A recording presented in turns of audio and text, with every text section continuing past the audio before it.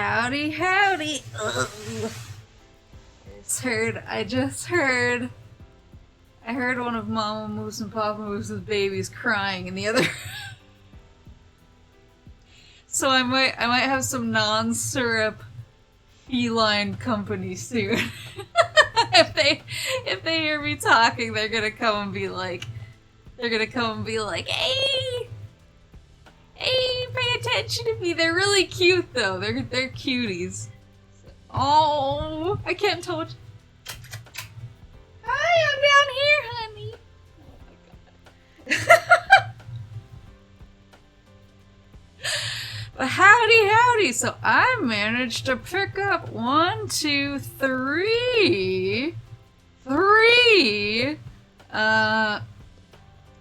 SCHWARZ HOLOLIVE Volume 2 boxes yesterday. Did you do your nails again? Yeah. I usually don't do my nails twice in a row. This is like I was gonna say this sounds like extremely extra, but like I usually don't do my nails twice in a row because I like to let them, scare quotes, like rest between getting them done so that they can kind of grow out a little and I don't damage them too much. And so what I usually kind of let them like grow out when I get them done and then like cut them and not be too crazy about it. Also because I don't like the way that they strip your nails of old polish. Sometimes like the chemicals can be kind of harsh and I like don't want the chemicals on my nails. Like obviously they grow out so it's not a big deal, but I usually avoid it just because. But I have an important moose business meeting this week. I actually blew my boss off today so that I could open the But I was like, I should probably not have like a I was like, I should probably not roll into this like important business meeting with like half grown out nails that I've like cut really poorly to make it so I can still like type without it, because that's my problem is when my nails get too long, I'm like a very aggressive typer. And I type really fast too. It's like my one technical skill is I'm pretty good at typing. I'm good at typing on a keyboard. I'm not good at typing on my phone.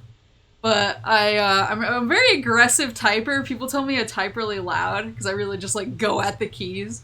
And when my nails get too long, it kind of messes up like my speed and accuracy because the nail will like slip in between like the keys sometimes. It's so long and I hate that. I hate like the feel of it too.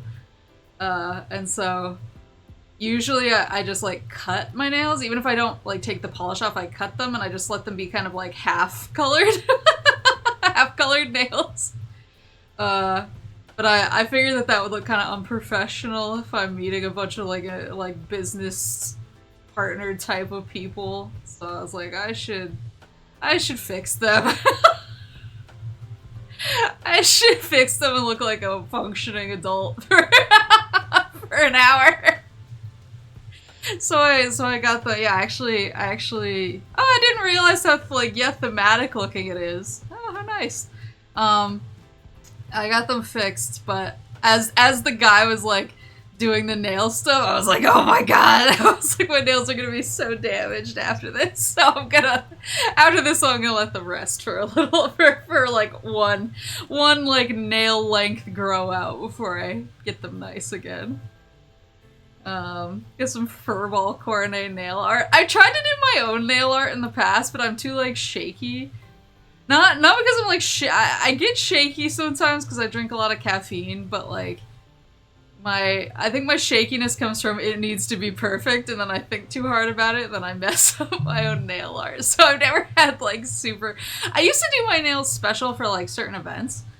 So I would make like if there was like a game I was really excited about coming out or something, I would paint my nails like with that in mind, and then I would try and do some like thematic art on it, but usually the art looked like garbage.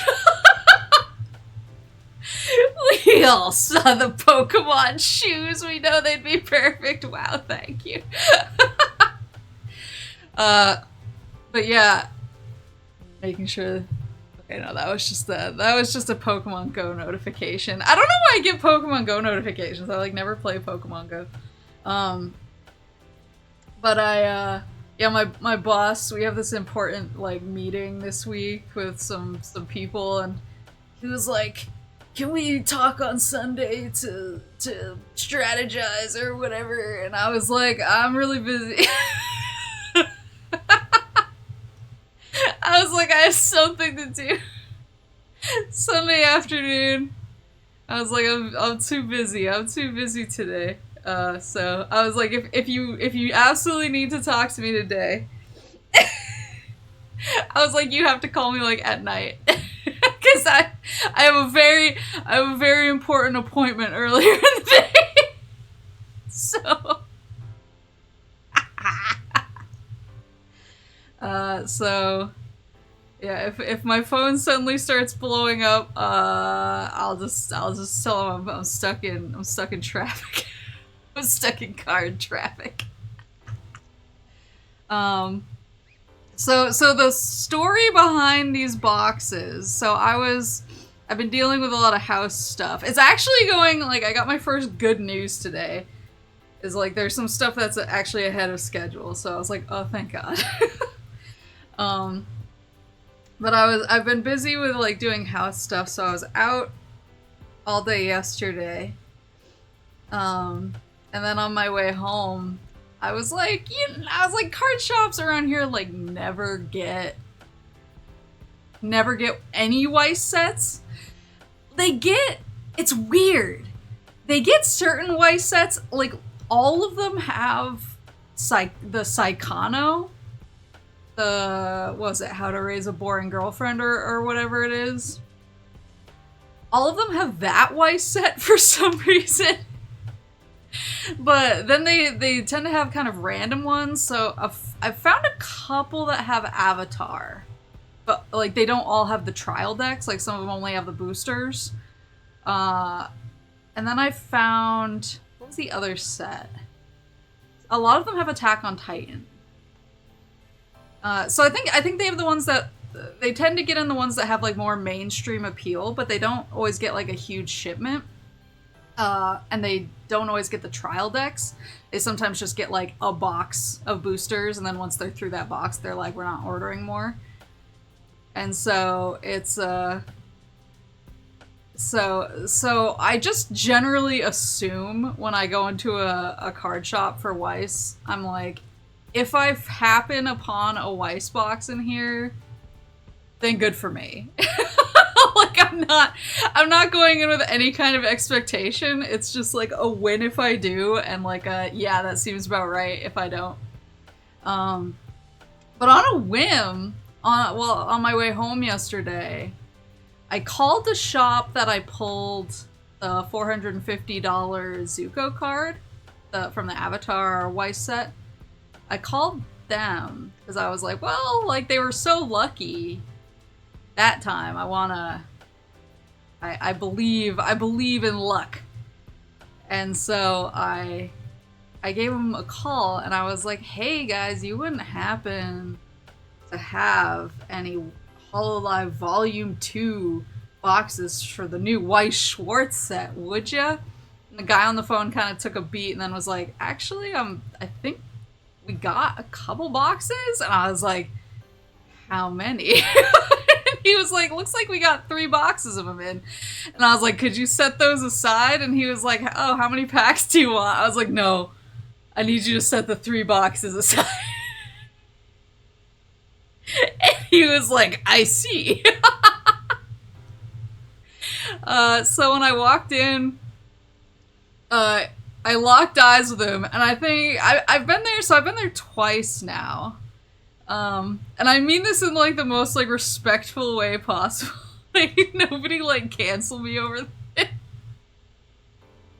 It has, like, a very, like, masculine energy. Like, I don't think I've ever seen a woman within, like, 20 feet of that place. It's just, it feels like a dungeon, actually. Like, the vibe of the shop is very dungeon-esque. And it's very, like, dark and, like, kind of intimidating. Like, if I wasn't constantly on a mission, I would have been like, am I gonna get, like, kidnapped out of this place? And so I'm sure when I walked in, they were immediately like, that was a chick on the phone. So when they walked in, they were like, that has to be her. So I locked eyes with the guy, and he immediately pulled out all 3 boxes, just like slammed them on the counter, and was like, I got you.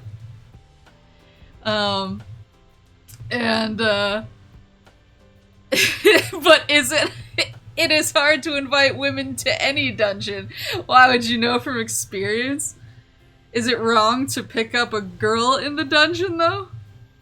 But yeah, so but then he started trying to scan them, and it turns out they weren't even in their system yet. They just had the individual packs in the system, so he scanned one of the boxes, and he looked at it, and he was like, that price is not right.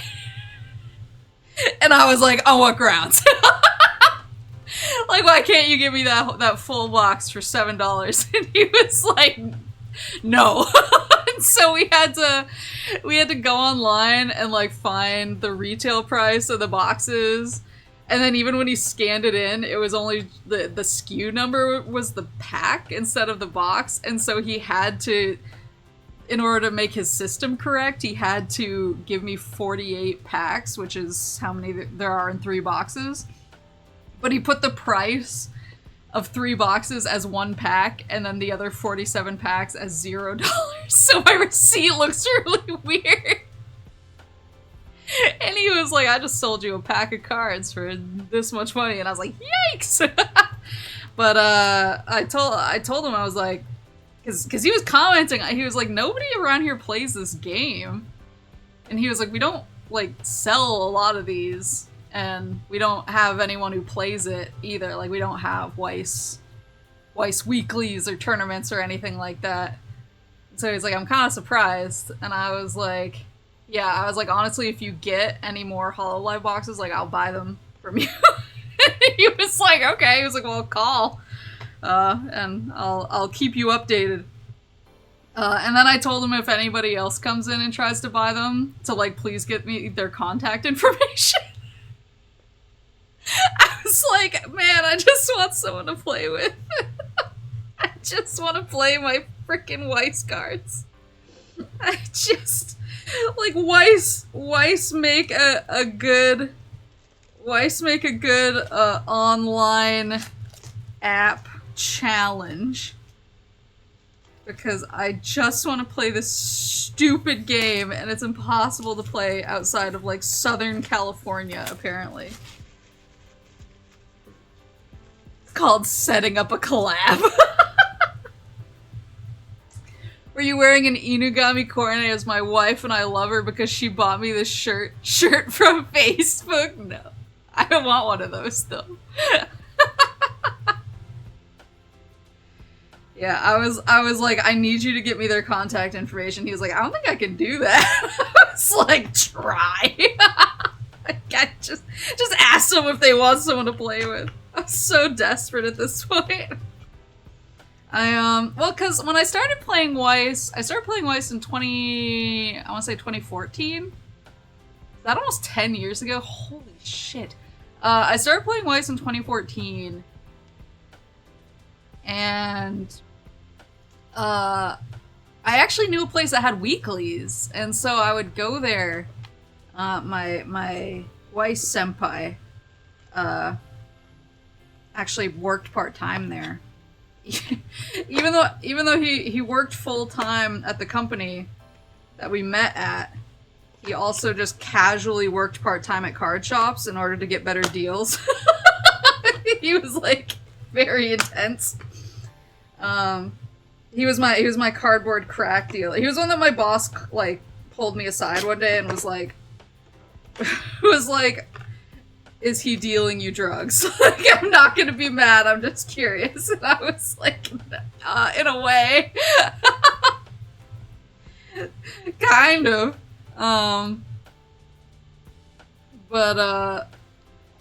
So he worked part-time there, and he actually ran the weeklies.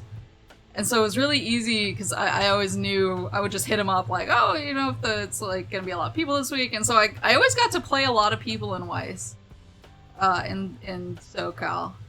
And then I was hoping that when I was in Washington, I would be able to find a group like that again, but it was kind of sporadic. Like, every time I asked a shop, do you have WEISS, like, regular WEISS nights here, they were like, well, there's like one guy that runs it, and he only shows up like a third of the time. He doesn't really talk to people outside of his friend group, and I was like, ugh. So, and like, I feel it's ironic, because I feel like if Bushiroad made a way to play WEISS online, it would actually like help make the game more popular, and then maybe people would be more likely to play in person. But they just don't. And it makes me crazy, because I'm like, I don't care if it's online, I don't care if it's in person.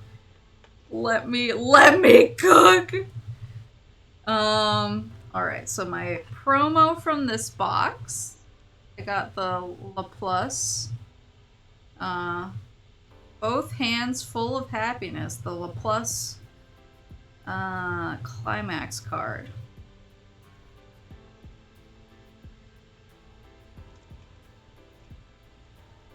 Huh. I should probably have brought my... that's fine. I'll put it up on the... I have a little place to put them. I was gonna say, I should have brought my card sleeves, my hard sleeves in here, but I left them in the other room. But that's okay. I'll figure it out. Positive side of having your own community now is you can try to set up... Yeah, that's true. I can do it. I can do it online. The thing is too is I've taught a bunch of my friends to play WEISS, and I make them play with me sometimes. Like when they visit, I'm like, we gotta play a game. But only one of them can beat me. And I feel like the one who can beat me like pretty regularly, I feel like he's the one who's the least interested in the game. And all of the others just get like they just get their asses torn apart by me constantly, and then they get mad and they're like, oh, I don't want to play anymore. And I'm like, please. I can start sandbagging. I just want to use my deck to its full potential. Oh, it's so cool that... Oh, oopsie. It's so cool that, like... Oh, I shouldn't be so shocked. But, like, it's just cool that they have, like, EN and ID on the pack as well.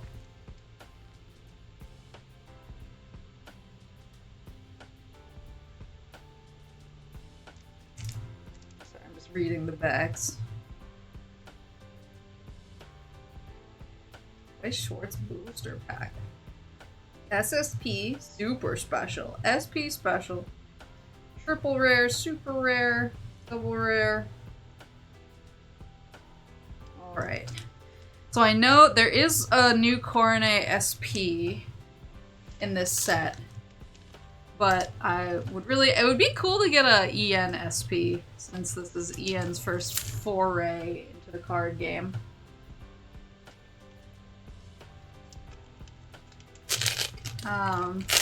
Yeah.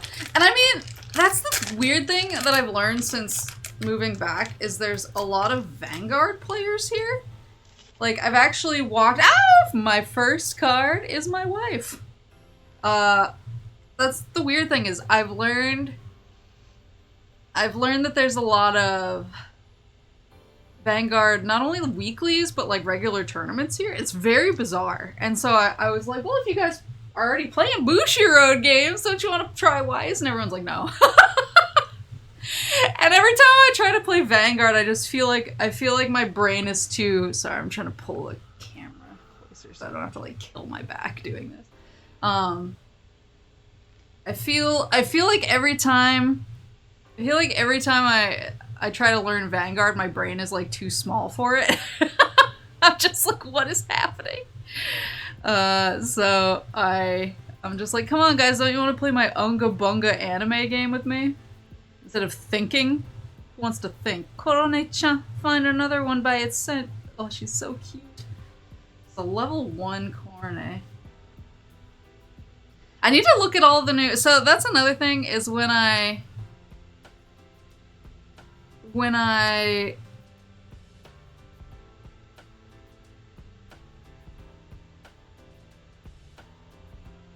I'm trying to think of... When a new set comes out, I don't like to look at the card list, because I like to try and deck build myself.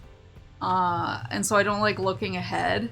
I like trying to figure out the synergies and do the deck building by myself. And so I don't actually know what most of the cards in this set do. I'll look through them later. But I know that there's like a bunch of new Korone cards. I'm hoping that they synergize with the rest of my Korone deck. Play my Unga Bunga Digimon game. I have two, what was it, 2 structure decks now. I just need to, maybe I should go to that shop and be like, alright, it's time, teach me. Toa, Sora, Polka, Oruka. Sushi to reconsider humanity, Omaru Poruka. What the fuck?!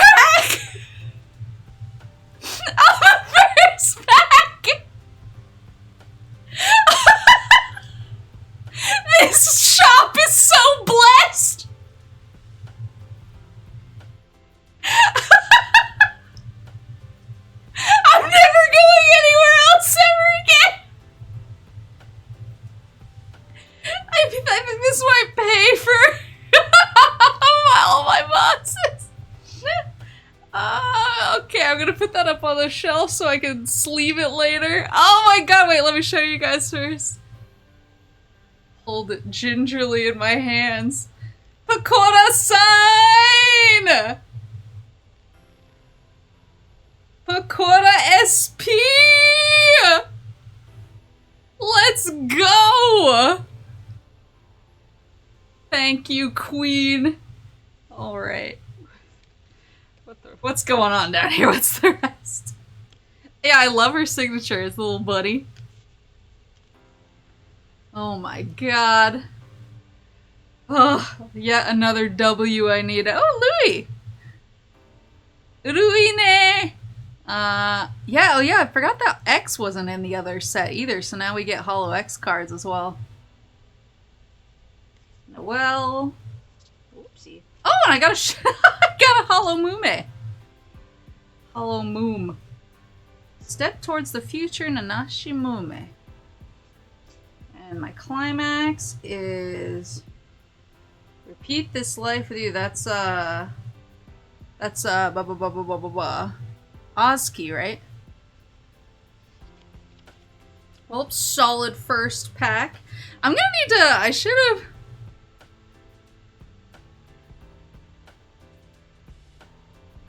should have bought more card pages while I was out. I just realized. That's fine. That's fine. I'll figure it out later. Okay, let's get pack numero. Did not logistically think this through very well. I was suddenly like, where am I gonna keep all these? I'm not moving in for like another like 3 weeks probably. So that I can actually have a floor to put my furniture on. Sparkster, thank you. I don't know if Mama Moose would have heard me. I think she's outside.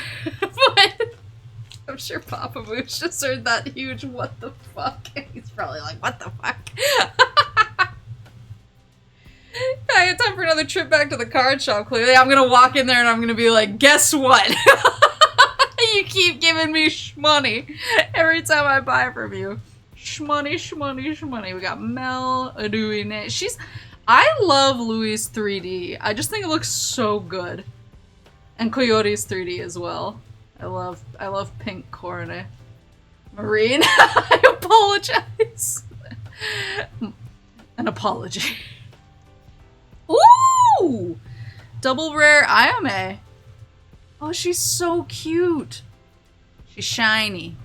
I don't know if you can see the shine very well. Demon Pop Ayame. It's so pretty. Level 3. Ayame. Fubuki. Oh, another rare. Got a shiny Botan. Oh, it's cool because her umbrella actually isn't shiny, it's just the background. I actually love a Botan deck. Another Ozki.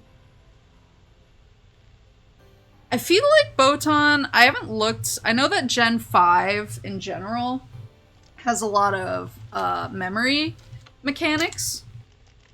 More so than the other gens, which memory mechanics aren't usually my shit.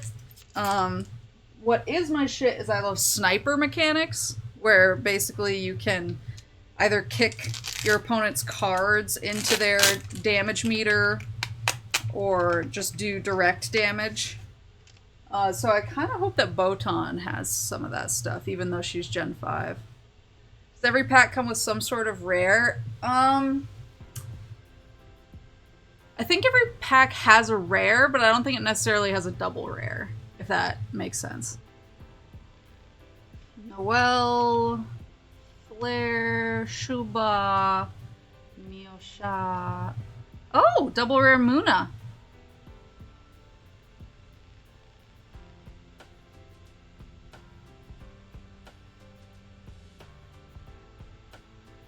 She's so pretty. Another Miosha under there. Oh, I'm just reading her. Oh, she's a Brainstorm character. Yeah, ID. There haven't been any ID cards outside of the promo packs from HoloFest. Oh, and a rare Miko. Level 3 Miko. Man, I will say, like, I do like the art from the first set, but they really got some good art for Volume 2. Oh, she's a heal character.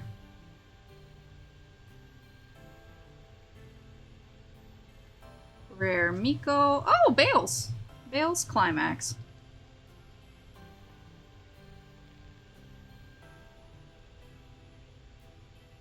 Thank you.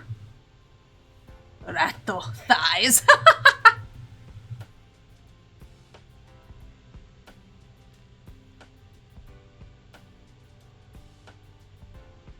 Yeah, it is my rigging sister. Yeah, what was I gonna say? Oh, yeah. So basically the first set was HoloLive Gen 0 through 5 plus gamers. But then the only English HoloLive EN and HoloLive ID cards that have come out were from, I think they made promos for that release that did have EN and ID, and then they had the promo boxes, promo packs from HoloLive, HoloFest. What was it? Not Change the World. Something the world. I can't believe I forgot, but so they had the promo cards of EN and ID included in that set too. And there's of course like JP. All the JPs were in both the release promo and the HoloFest promo cards, but I mean, so even though they don't have like sauna in volume 2, we at least do have 2 sauna cards. Mild double audio. Uh-oh. Connect the world, that's right. Sorry, let me look. Why would I be double audio?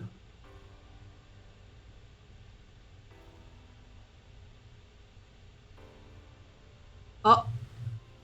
I see why. Is that better?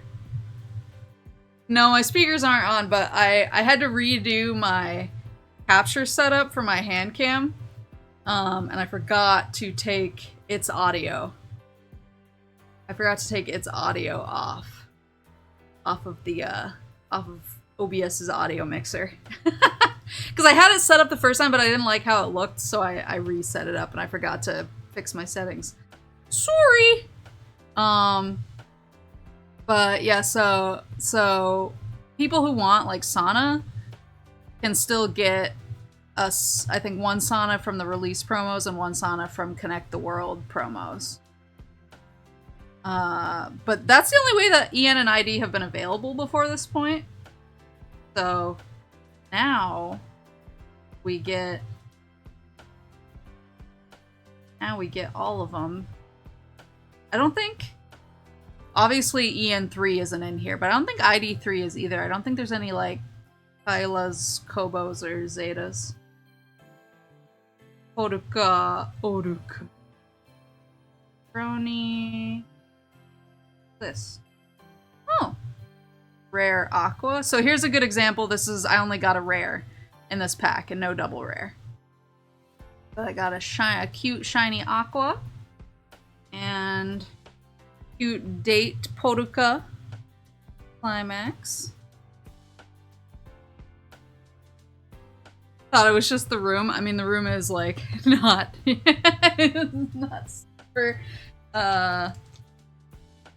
what's the word, acoustically tuned either, so I wouldn't have been surprised. But yeah, no, I forgot to update my settings. I'm sorry.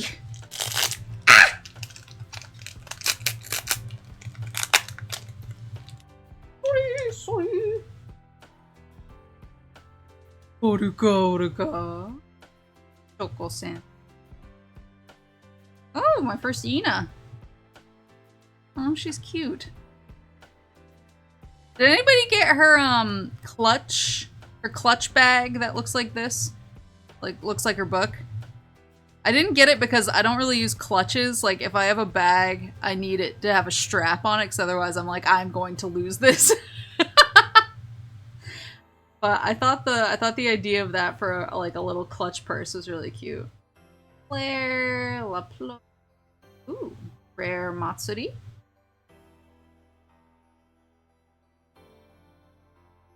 And oh, I got 2 climaxes in this one. Oh, because this one's a rare climax. I got the Yormori rare climax. And got Risu climax. Yeah, I think it was for her birthday. She had the bag for one of the birthday merch things, and I was like, that's so cute, but I would lose it if I ever tried to use it. Use it and lose it. I also, in case I fly through these packs, which I don't think I'm doing, so I'm babbling too much, I did bring in a bunch of my Otakon spoils to look at together, including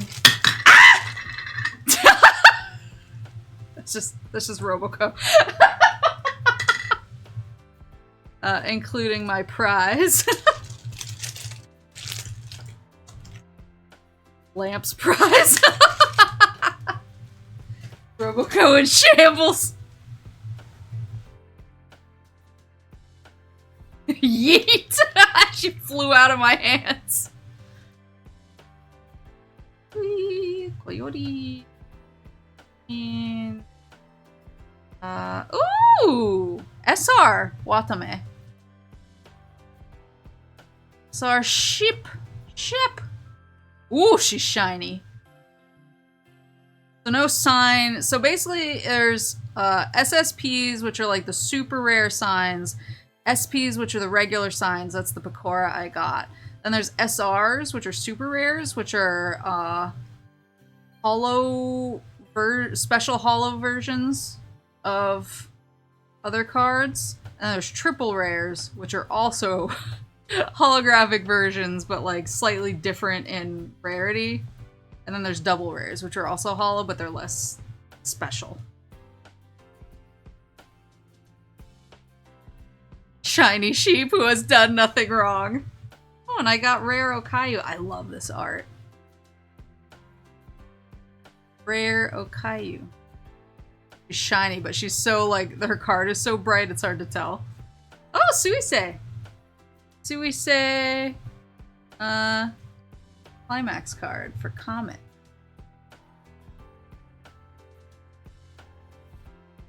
Tummy. Yeah, I have all my Otakon spoils. I have like all my phase standees. I don't think I said anything about it because I wanted to make sure, and yeah, luckily like they weren't streaming. I did creepily like stand like not like close to the booth, but I stood like within like creeper distance of the booth and I watched Leah for a while. I didn't want to dox myself because I saw that some other VTubers went and they put on like they had like kind of these full body costumes that covered them up so they couldn't be doxxed. And so they could say hi to girls on the screen, but I didn't have anything like that, and so I was like, I don't want to like dox myself. So instead, I just creepily stood, just like watched Leah for a while, and I was like, hee hee, she's right there. And then I crept away. All of my merch I got through my agents, sending my agents to the booth to then meet up with me and swap for the goods. They were like, we had a system set up where I was like, I like educated them. I was like, all right, you need to ask for this girl. This is her name. She looks like this. Like this is a brief description of her in case you forget. I want this girl, who looks like this, and here's her name and her brief description. And then I was hitting a lot of retro game booths, and I generally have pretty good luck there. I found like quite a few things that my friends wanted at the booths, so they were like, all right, they're like, we'll go do that for you, but you have to go to the retro booth and use your magical luck powers to find us these old games, and then we'll meet up and we'll swap. So that's what I did. And that's when I found Sonic, the Dark Brotherhood. I also found Staffy 3. I actually have that here. Staffy? Staffy 3. But I found some cool stuff for them, so it was a mutually beneficial transaction. But I didn't buy them myself, and I didn't go up and say hi because I didn't want to dox. But I did creep. I creepily watched. So this is the only banned card in all of WEISS Schwarz, like the entire game. This is the only banned card. Let's see. Let's try and figure out why. Experience. If you have a blue card in your level, so that means you're the thing that levels you up when your clock hits max. I'll explain. I'll teach you guys why. If you have a blue card in your level, this card gets plus 3,000 power. That's pretty good. Put one card from your hand into your waiting room. This card is placed on the stage from your hand. You may pay the cost. If you do, search your deck for up to one boss Nakiri eye. May put it in any position of your stage and shuffle your deck. Oh, I think I see why it's banned.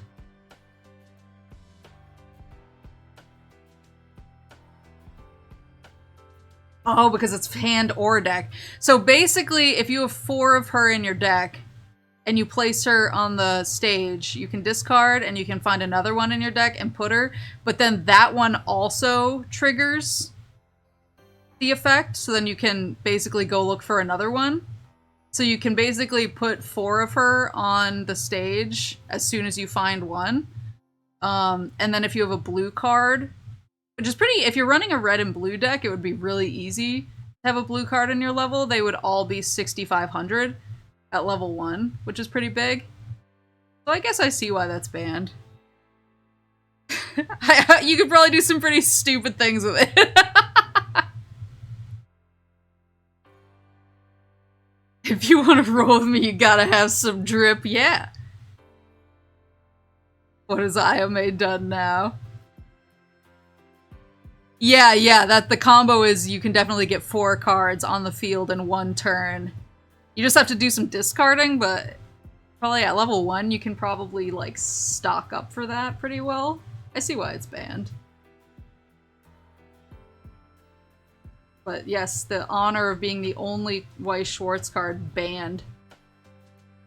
Ooh, cute! Double R, Miyosha. I actually have this acrylic stand because I just love this art so much. She's so cute.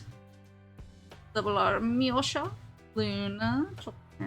Ooh, rare Sora. Yeah, that's Sora. Oh, that's really pretty. Then Mume Climax card.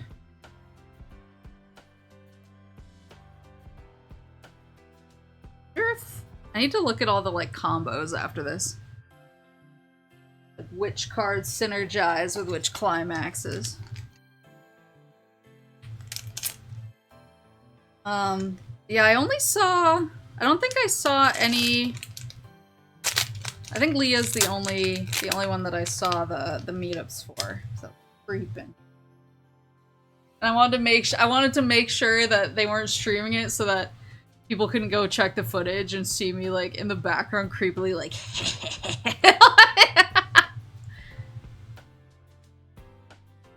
Roboco. Oh, Anya. I haven't gotten have I gotten a Rene? I don't know. Pecora. Roboco. Oh, one's so thick. So thick. Tuba.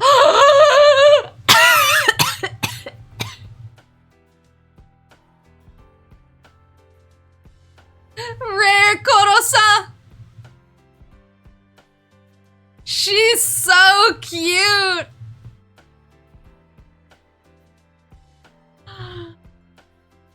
You scared me. Sorry, I just saw her. She's rare. She's rare. I have the giant acrylic version of this art. It's so cute. It's so cute. It scared me. Another Comet.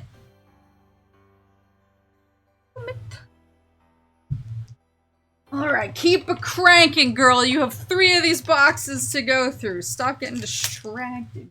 Grief. That was signed, I don't think she would. Yeah, no. If that was signed, I'd be dead already. I would have rocketed through the stratosphere. Would have been. Ah! I dropped all the cards. I would have been emotionally devastated. Dropped all the cards. Yeah.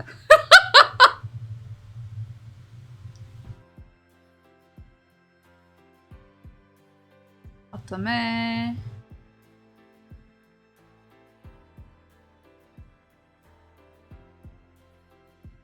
Iroha. The rare? Oh no, it's a rare climax card. The one that I got the promo version of. The promo just like doesn't have the color down here. It's more minimalist. Oh, shiny Gura. Double R Gura. Gura.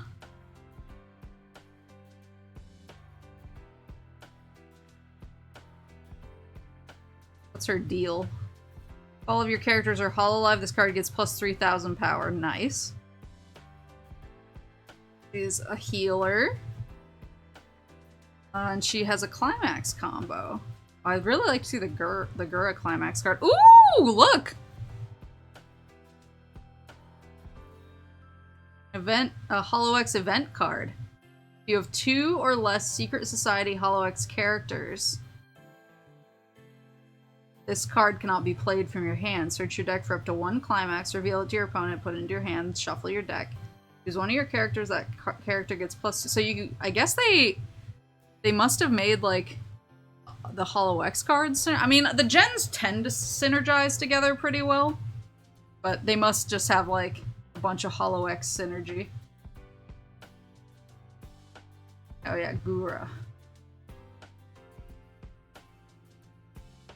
Yeah, I think that was their debut art. Gura.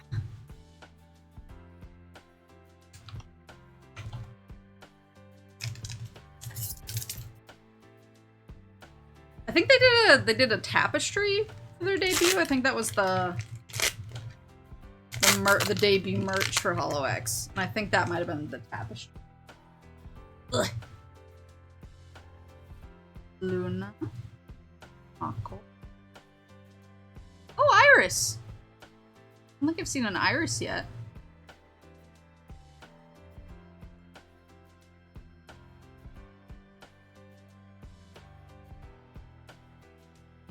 That's cool. When she, if you use a climax, if she knocks out a character, she can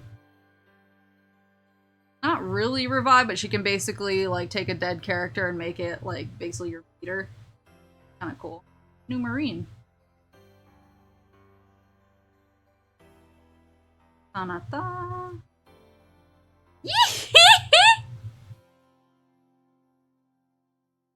Hey, I was gonna say, is that is new Iris, right? Yeah. I think she has her old model on the promo cards from the release, I think. Oh, she's a memory card. If this card's in your memory, you have 2 or more other HoloLive characters, HoloLive gamers, events get backup, so you can basically play it in reaction to your opponent while in your hand. Oh, that's cool. She basically turns HoloLive gamers events into backup cards. The card is placed on the stage from your hand. Choose one of your other HoloLive characters. That character gets plus 1,000 till the end of turn. Card into your memory. Choose one birthday party, Inugami Korne, or morning greetings, Inugami Korne, in your waiting room and return it to your hand. Oh, so she can retrieve herself. Whoa. Rare Kiara. Whoa.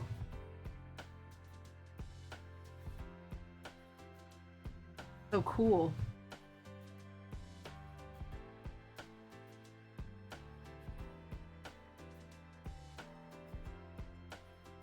I was gonna say, that's a good shumkin. Assist. Oh, she's a X level times 500. Those are my favorite assists. This card may have use for me. Oh, I love it.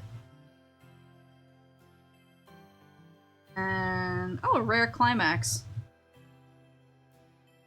Swimsuit Chloe. I have this acrylic too. Cause it has nice hair.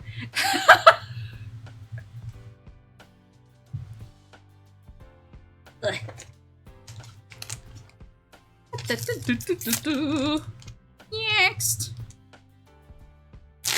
Yeah, high quality assets.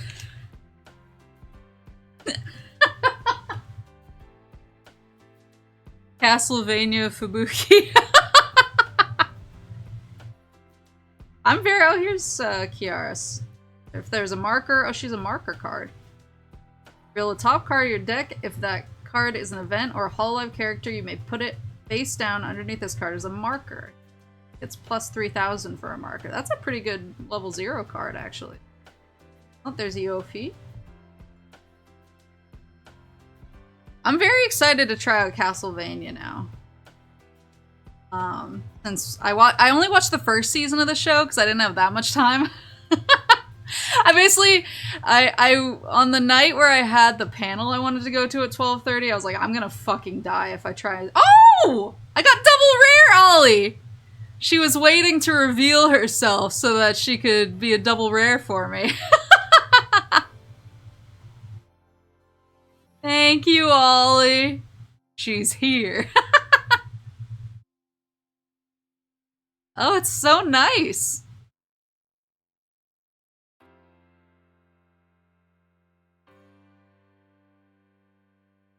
Coyote. Oh, it's such a cute coyote. Gayu or Gayu. Look at this rare coyote. Look at how nice that art is. Oh my god. I love the art in this set!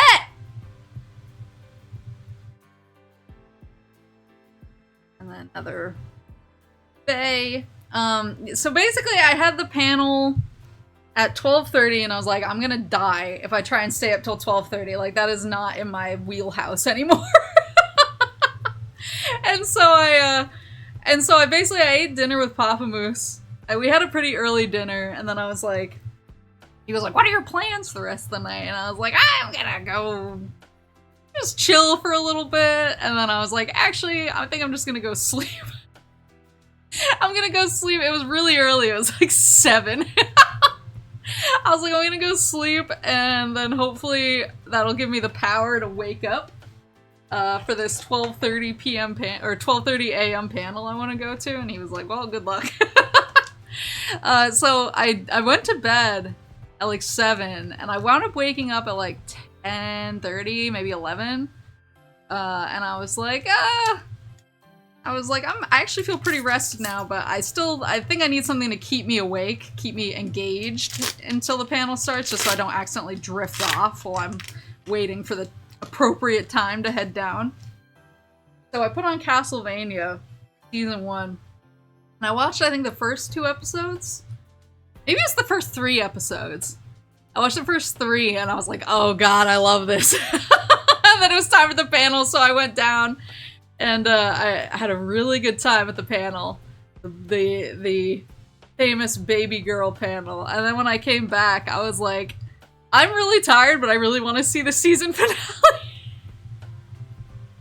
So I stayed up really late for me, especially, and I watched the season finale, and it was awesome. So I can't wait to watch the rest. But now I'm really I'm like, should I play these games? Like, I really liked the vibe. Awa. Mel, I don't think I got that Mel. Or, oh, Shiny Bay. Single R Bay. Single Rare Bay. We love, in this house, we love and respect Mika Picasso. Cute rare Toa Climax. Nyan. Oh my god, it's so cute. I love that. Well, more of your wives. Thank you, Sparkster! But yeah, I was having a lot of fun with the show. So like I said, I've only played a little bit of Symphony of the Night. Do you guys remember back when, like, the PlayStation Network was like Netflix? And if you had your friends log in, you could basically download all of the games that they bought onto your PS3, play them even if you weren't logged in as them. And then they cut down on that, and they're like, you can have 5 only 5 people can be logged into your account or something like that because people were sharing too much. That's what I did.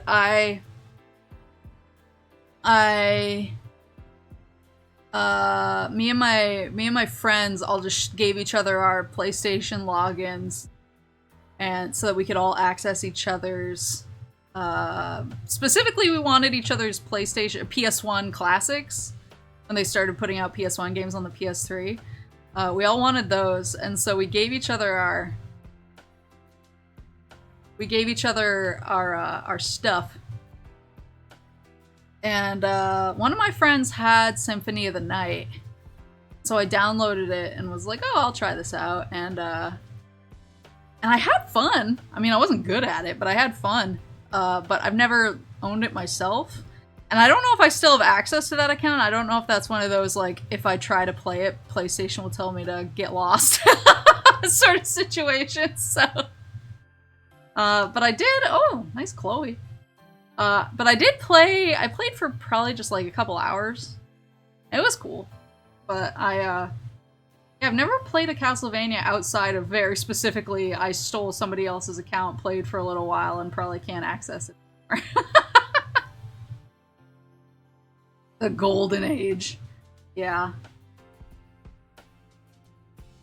So I played Spyro for the first time. Is I wasn't able to play Spyro when I was a kid, because I didn't have a PlayStation 1. And one of my friends had Spyro on PSN, so stole it. Played it that way. Ooh!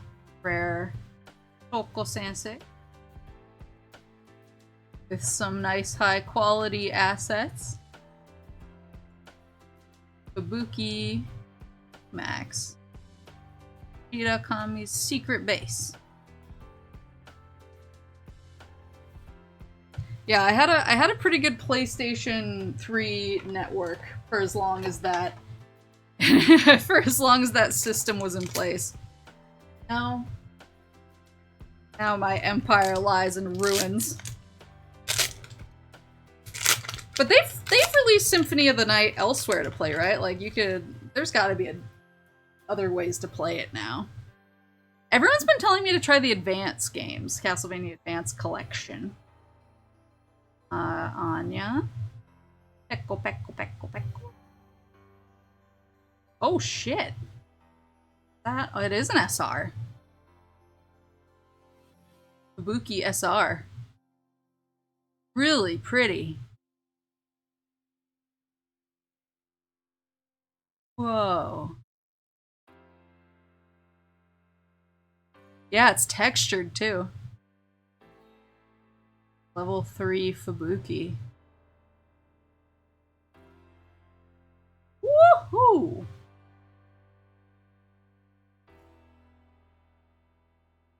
Oh, and it actually synergizes. It has synergy with the climax card that I just got in my last pack. Nice. Pecco. Oh, and a rare Anya.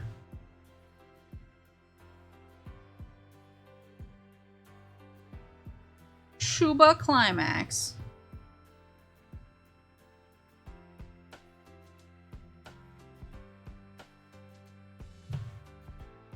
So stubborn, I still buy stuff off PS3, PSN, specifically the JP store. I cannot be bothered to navigate their insane UI.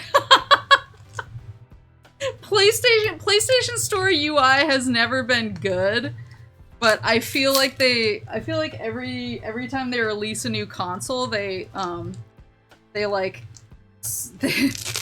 somehow like put a curse on their old consoles to just act even worse. So at this point, the PS3 PSN is practically unusable to me. Kanata. Orosan. Sora. Ozki. Okay. Ooh, baby! Rare Marine. With more high quality assets. This is a very boobage set compared to the first one, I think. Nice. This card's actually pretty good. I kind of made— oh! Look! Look! A Fauna Climax! It's so cute! Ooh! I love it! Woo! Woo! Yeah, I basically have two versions of my Coronet deck. I have one that's like pure Coronet, and then I have one that's like actually good. I mean, they're both pretty good, but I have one that's like more meta. because you kind of need a finisher, and Cornet doesn't have very many good finishers, so I use Marine as my finisher, because she's really strong in Volume 1, and that card kind of looked like it might be able to, maybe not replace, but supplement the Marine part of my deck.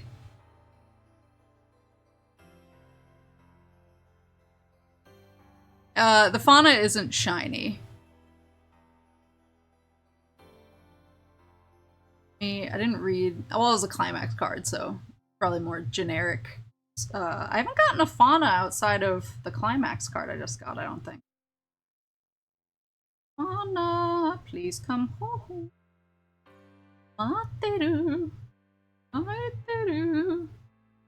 Oh! Rare Hato. Is she...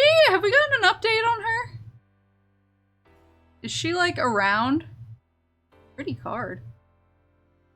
Oh! I know Sparkster's gone, but... Hey, Sparkster! Check out this rare Climax card! Nice. Nice!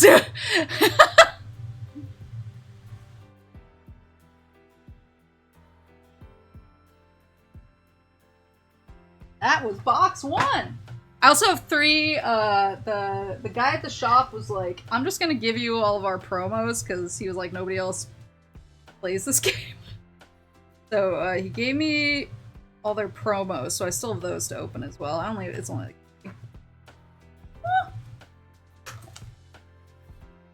She's on the road to recovery, that's good. That's good. I'm mostly completely consumed with my wife Mageddon's usually, but oh, this is my my promo card for this box is actually the Bale's Climax card. You can see how like more minimalist it is, so you can see more of the art. That's...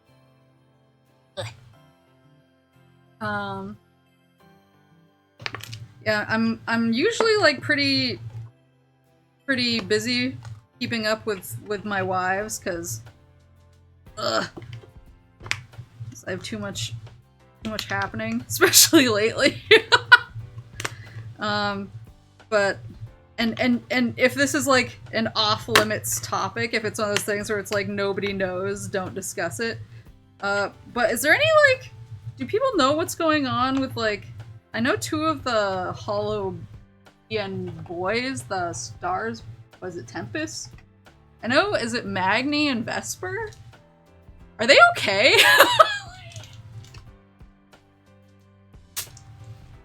Like, I saw that they were on break, because I posted that in the Moose. I call it in my own head, I call it the Moose Court. I posted that in the Moose Court and was like, what's going on? And that was a while ago, and I went and I looked because I was like, are they back? And it didn't look like they were back. It looked like they were still inactive, so I was like, what's happening?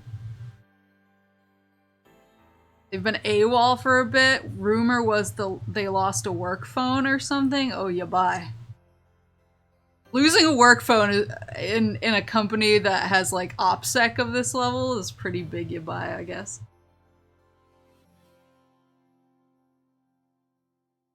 Yeah, if it was a lost phone, that's Choto yikes. Whoa!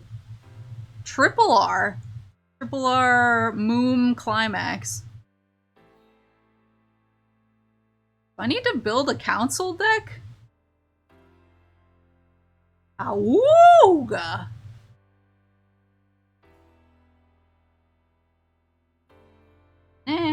Roboco. Other nice assets. No official word, but since last night Vesper got suspended, they just said suspended so people didn't expect a suspension. Huh. That moom sure was moomin'. Those things be thangin'. It's me when I looked at the Marine card.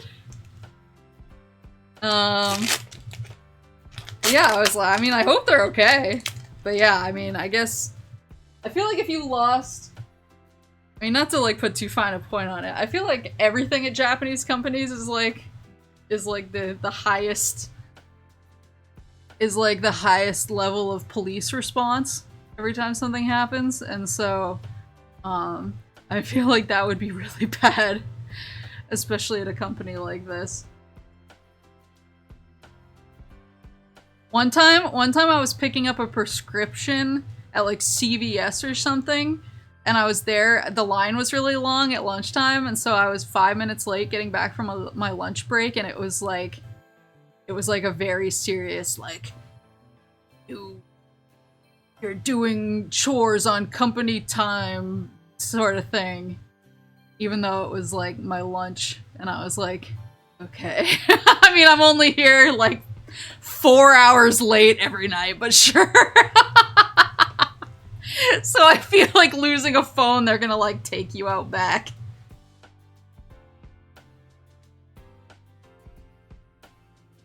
You know what's longer than the lines? The receipts. Whoa! SR Akiros. Whoa! Look at that.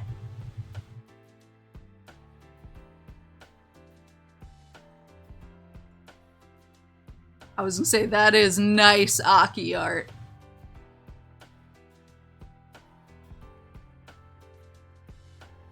Woo! Woo! Woo! Woo! Cards. Polly, thank you for the subscription. My work takes us out back for using the bathroom more than twice. No! Give me their address. I just want to talk. Well, so we say. Oh, another shiny, those things be thangin'. Marine. Date Podaka. What she do? Oh, great question. What does she do? If you do not have another Hololive character, this card can. Oh. So if she attacks and you don't have another Hololive character, she can't like untap. So she needs another character. This ability activates up to 1 time per turn. You use when you use like basically an active time, an active skill on another card, this card gets the following ability until end of turn. When this card's battle opponent becomes upside down, so defeated, you may pay the cost. If you do, choose 1 character in your waiting room and return it to your hand. So she's a resurrection character. The resurrection character, as long as you have somebody else out on the field who can use an active skill.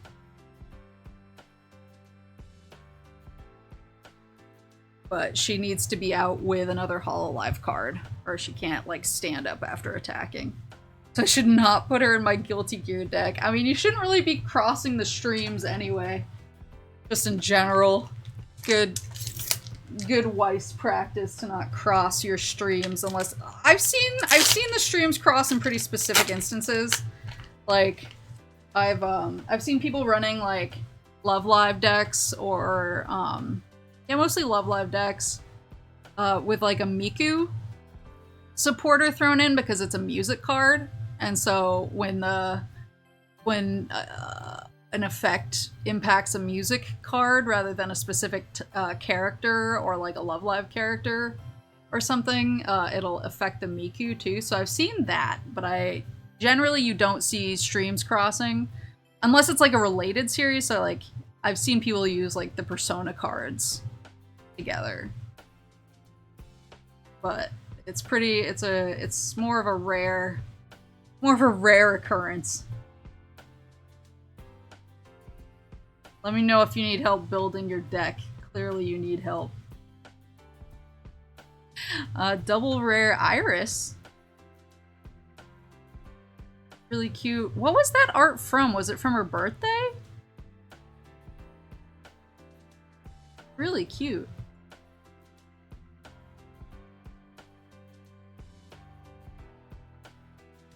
Rare Iris, and oh, there's the rare version of the Fubuki card.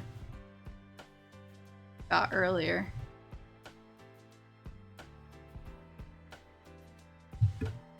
File is getting tall.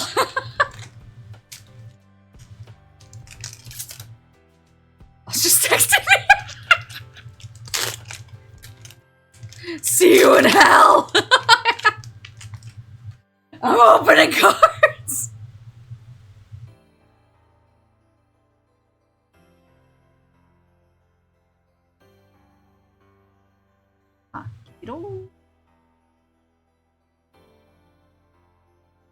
Photon. Boom.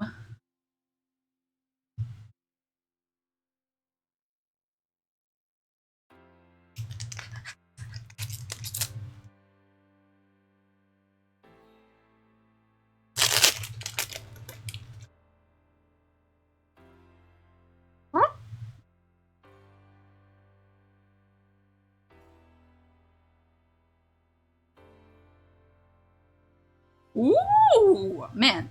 Volume 2, what is going on? I mean, I'm not complaining. Rare Noel. Sheesh! The rare climax Mori. Oh, if I got another signed Coruscant, will simply pass away. They added volume.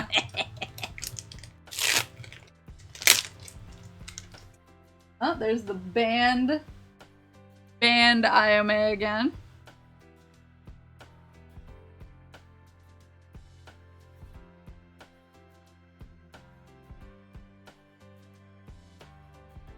Ooh, rare Louis. Cute.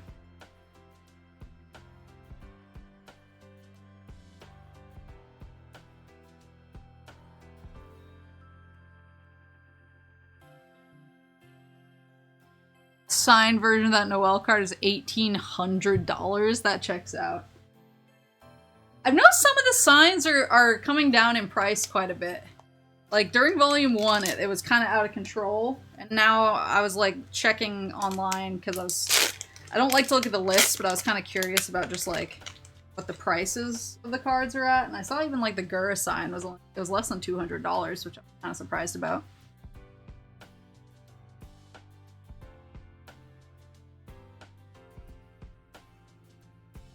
Another shiny Muna. Shiny Muna. Another shiny Bay. Oh, we're starting to hit the repeat cycle. Let's go. Give me a nice fauna though. Want to use that damn climax card. It's so nice.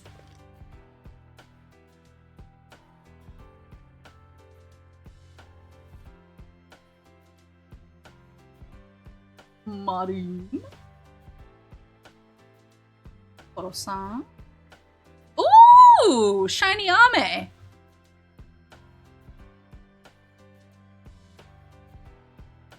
This card is put into the waiting room so basically when she's knocked out, you reveal up to 3 cards from the top of your deck. You revealed 1 or more cards. Oh, up to 3 cards. You revealed 1 or more. You can choose up to 1 cards with a symbol in this position. Among those cards, put it into your hand. The rest into your waiting room. Choose 1 card in your hand and put it into your waiting room. Like a little bit of a minor. Shiny Ame. Yeah, my very first booster. Oh, nice! Here's the Gura Climax card. That's cute!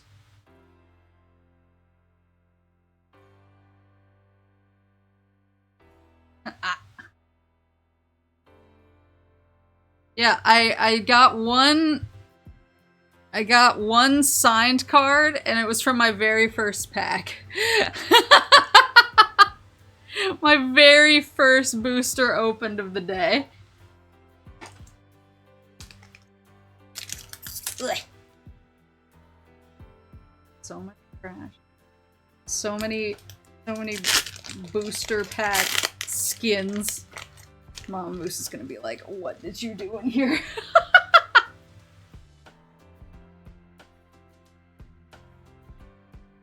Give me a nice fauna to make a nice fauna. Ooh, Shuba! Yeah, it's a double rare Shuba. Shiny. Cute!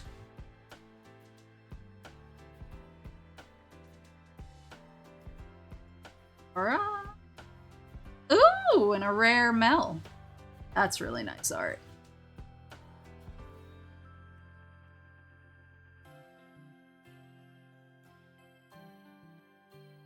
Shuba Climax. Time for another signature. I'm feeling it. Don't give me hope. Don't give me hope! Ugh.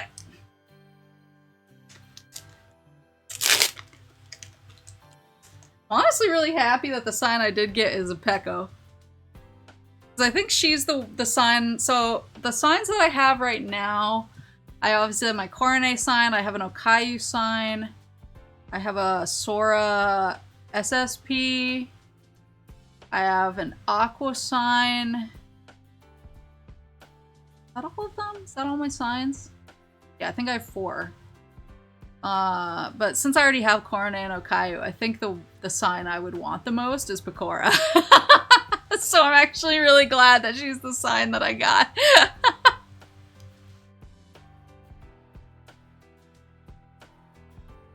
Ooh, shiny LaPlus. Oh, she's double R LaPlus.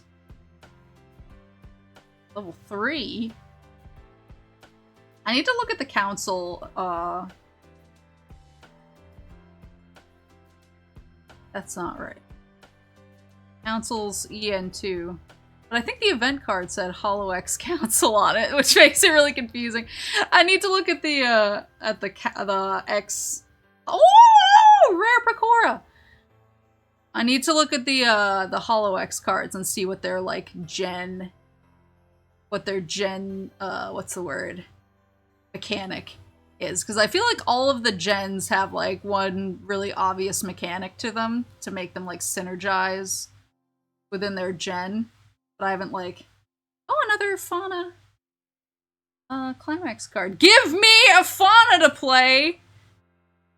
So that I can use this! Yeah, gimmick. I need to sit down and, like, acquaint myself with their gimmick.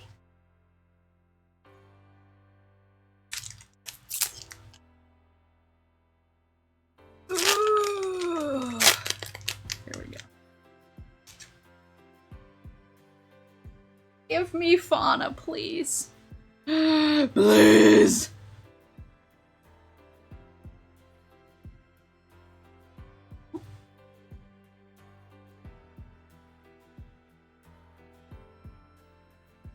Their rare Miko. Nothing! You aren't summoning Fauna using the sapling crack. Ooh! What's Myth's gimmick? I don't know that either, because I haven't. I need to figure out the Council, the Myth, and the X gimmicks, and ID. Because, like, I feel like gens 1 through 5 and gamers had, like, really strong gimmicks within the gen. Like, Gen 3 was very much, like, ignoring colors, ignoring the card colors gimmick, so that you could kind of make your deck out of anything. I think it was Gen 0 has a lot of really big damage, direct damage cards. So it's a very, like, high risk but big rewards, because you can get blocked if you're doing a ton of damage at once. It's easier to get blocked. So it's very, like, high damage, high reward type of gameplay. It's interesting. I think one of them, obviously Gen 5 has a lot of, like, memory play. They all have their own thing, so yeah, I'd be really interested going through and, like, assessing these after I'm done. Ooh, Oski. Ooh! Rare Rene. Oh, that's so pretty.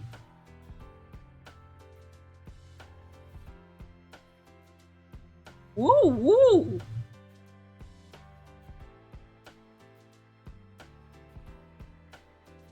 Put one card from your hand in your waiting room, and this card is placed on the stage from your hand. You may pay the cost. If you do, reveal the top card of your deck. Choose one level X or lower character in your waiting room and return it to your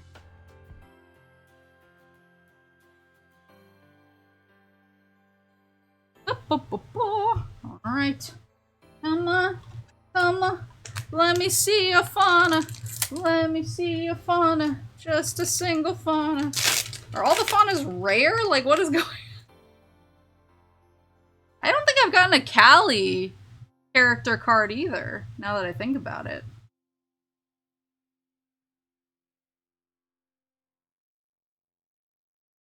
Who haven't I gotten? I've gotten a Kiara. Otome. Another rare Coronet. She knows. She knows. There's Ollie, rare Climax. Oh, I got 2 climax. She knows what I want. Queen. Ugh.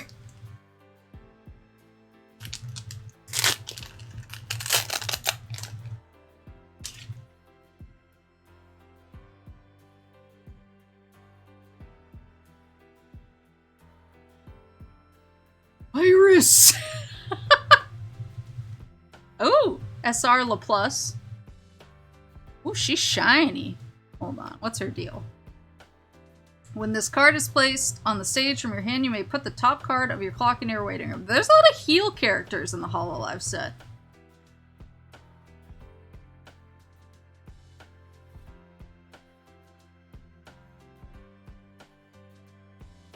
Oh, Ina! Finally. Oh, she's rare too. Shiny. Oh, this art is really cute. When this card is placed on the stage from your hand, look at up to 2 cards from the top of your deck. Put them on the top of your deck in any order. Put 1 climax from your hand in your waiting room. This card is placed on the stage from your hand. You may pay the cost. If you do, choose 1 climax in your waiting room and return it to your hand. So she's kind of like a, control what you get type of character. Really cute art. Faye. Ugh. I'm gonna be drowning in Bale's thighs by the end of this. Ugh. Drowning!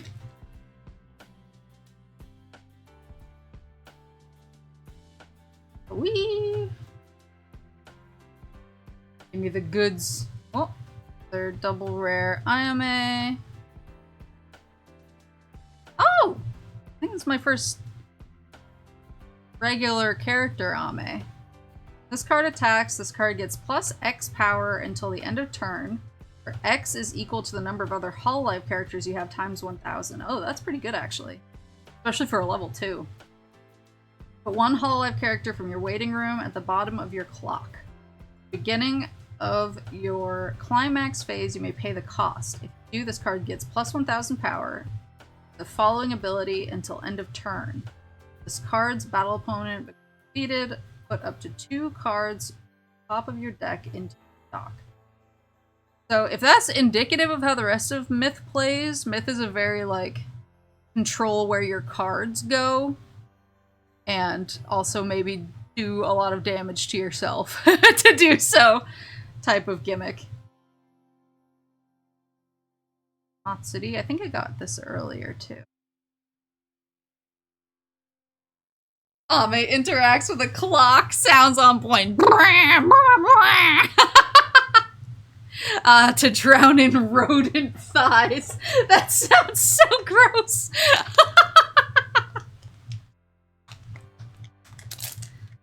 Yeah, I'll report back, especially if I have to call my boss. If my boss pushes me to call him as soon as I'm done opening my packs, I'll just read all the cards while I'm talking to him, and I'll report back on their gimmicks. I should probably text him back. I'm busy! I'm busy! Don't you see all these wives in my hand? I have a condition. Oh! Rare crony. Maybe this will give me a clue. Rare crony. I do love, oh my god, it's gonna make me Wada Aruko. I do love Wada Aruko art. That's why it's like why I played Fate Extella.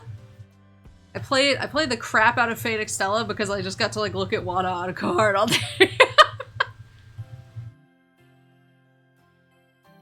During your turn, all of your characters are hololive. This card gets +1 level and plus 1500 power.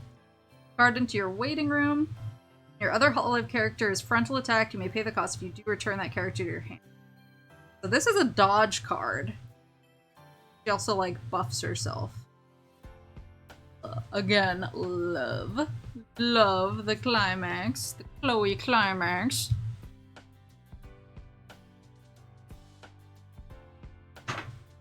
Ugh, okay, last box. I'd like one more sign if possible. If possible, Mr. Weiss. Oops. Off the tiniest piece of plastic from the box.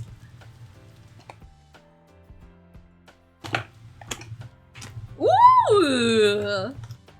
Look at my promo card for this one. Got the Suisei promo. Yep. Mr. Weiss. Please give. If you're not gonna give me a Coronet sign, you could at least let me have a single, like, uncommon fauna card. I know I'm asking for a lot here.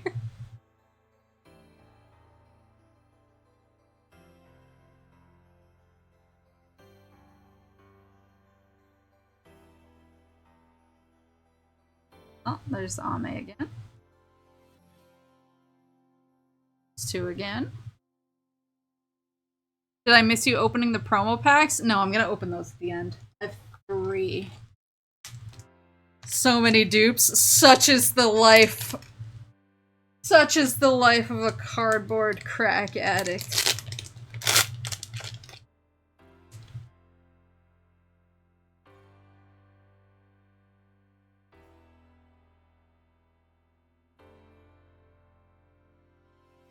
What? SR Flare. She's so pretty.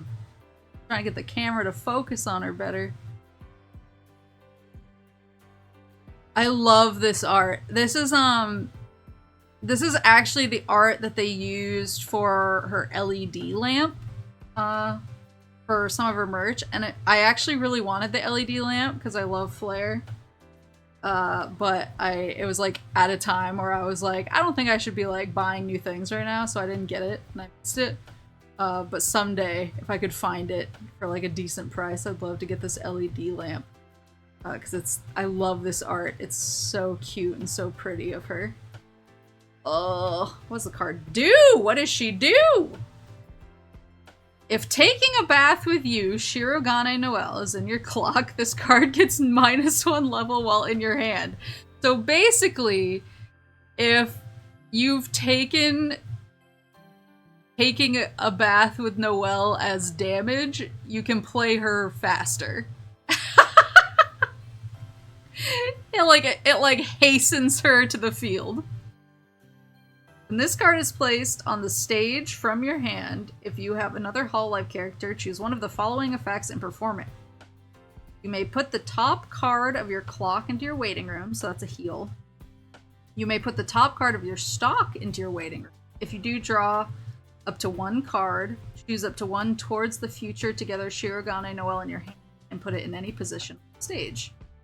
So you can either heal yourself or you can basically spend your meter to draw a card. Pretty good. Do love, there's a lot of Noelle Flare synergy. Just like there's a lot of Okakoro synergy. So pretty. Will Maple get a sign? Oh no. I mean, that is how I got a sign last time. I got a sign last time because we put that forward and then suddenly the gods smiled upon me, so bit away. I need somebody to sacrifice all of their points for my livelihood. Oh wait. A single fauna? Please. I'm so desperate. I'm so desperate. I saw SI and it cuts off on my screen. It says, will Maple get a sign? And I figured it said signed. I didn't realize it said single fauna.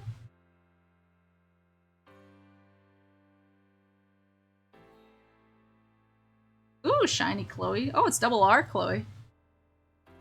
What's her deal? When this card attacks, if you have another Hololive character, this card gets plus 3,000 power till end of turn.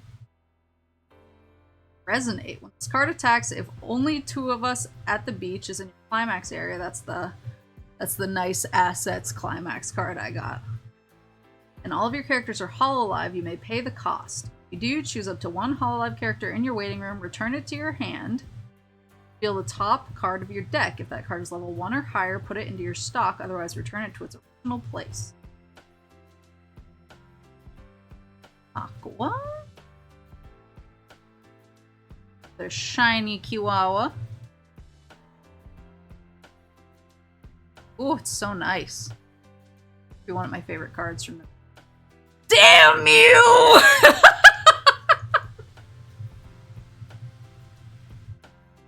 They're really just gonna load me up with these fauna climaxes. Like, I want to see how many fauna climaxes she can get. I want to see how many fauna climaxes she can get without pulling a single fauna card to use any of them with. Huh? I almost wish... Awooga!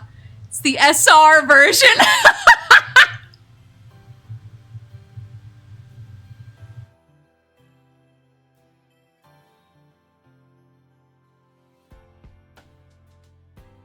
Ahoy, indeed! Yeehaw! What does she even do?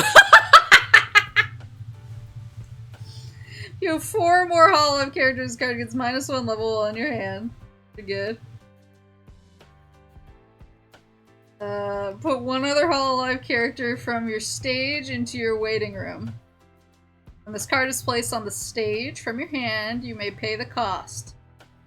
If you do, look at the top card of your deck, choose up to 1 level 1 or higher card from among them, reveal it to your opponent, put it in your hand, put the rest into your waiting room. Put up to 1 card from the top of your clock into your waiting room. That's pretty good.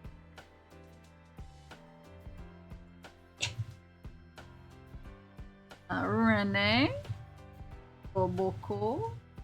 Oh, another, this is the rare Sora. Shiny one. Arisu. That's one thing, like, I really like having more cards of the other gens, because I can kind of, like, I can shore up my Coronet deck.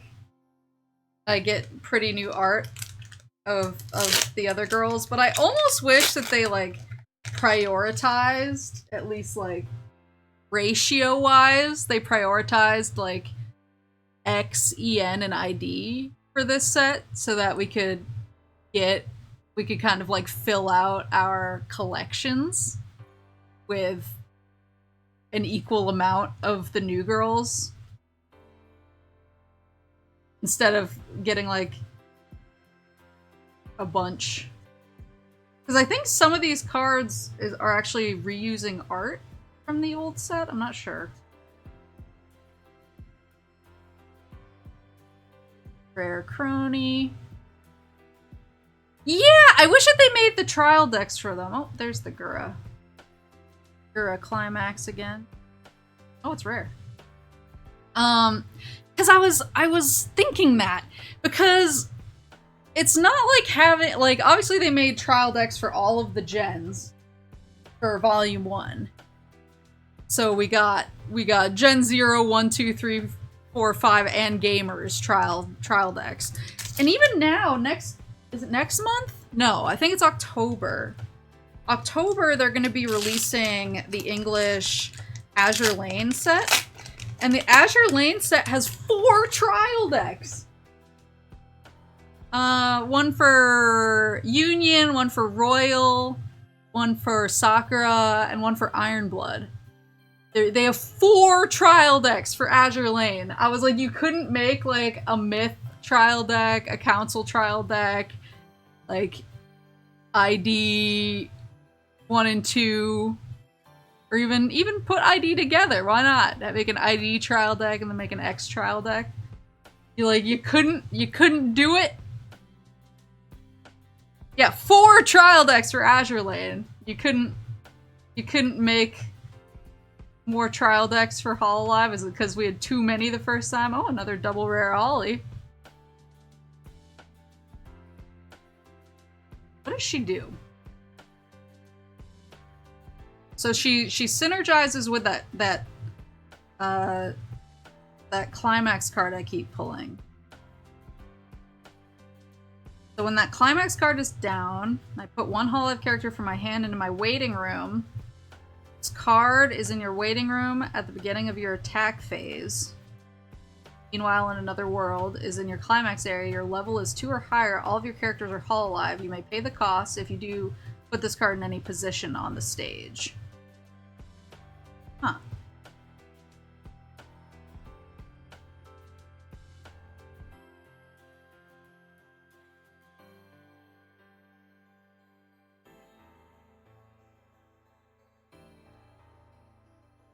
Yeah, they were probably.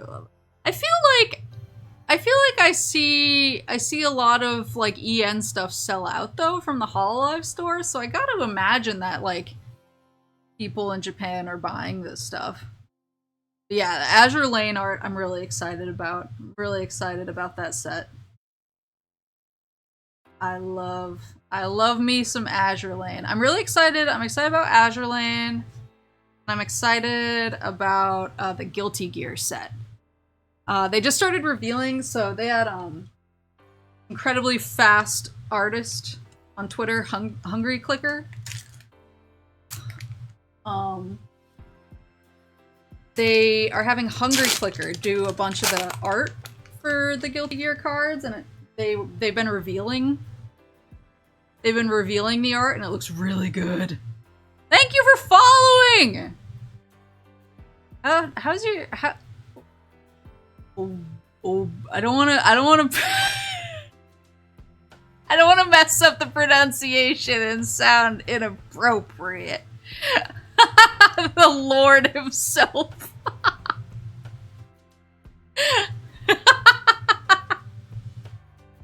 But thank you for joining the Discord as well. Thank you for your banana smoothie insights. Yeah, I'm really excited about the Azure Lane set and the Guilty Gear set. And I'm excited to see more of the Hungry Clicker Guilty Gear art. Because what they've shown so far that they're gonna be putting into the set looks really, really good. Pretty excited. Or Moom. Ugh.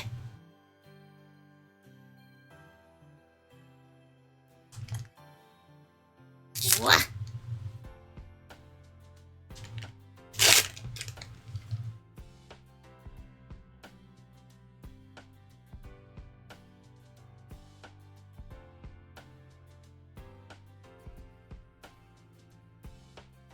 Yeah, cause I'd love to, cause I feel like they obviously have like the council and myth and ID cards in here. I don't feel like they're a big enough part of the set that it feels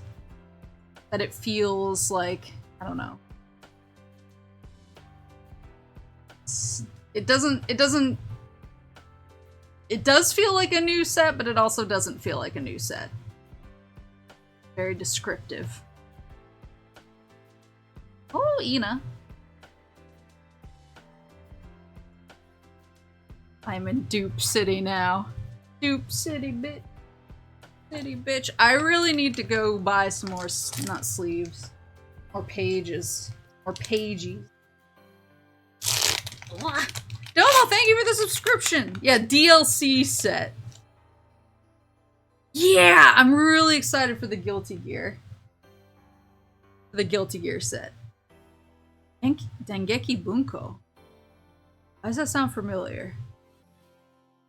Is there even a fauna in this set? The world will never know. Well, you're gonna know by the end, because I'm gonna look it up and get really mad. The Miosha, double rare Miosha.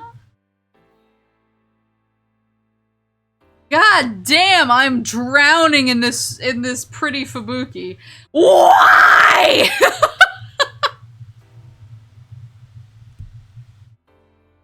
I only watch VTubers with antlers.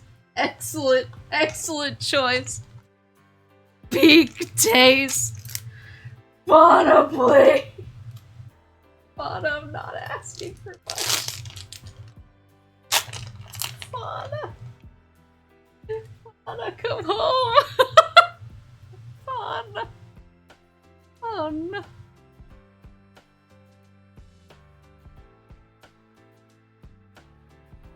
Oh, SR Kanata. Shiny, shiny. Not a sign, though. Oh, I really like this one. Uh-oh, my stick to me. 1 second, 1 second. Oh. Oh.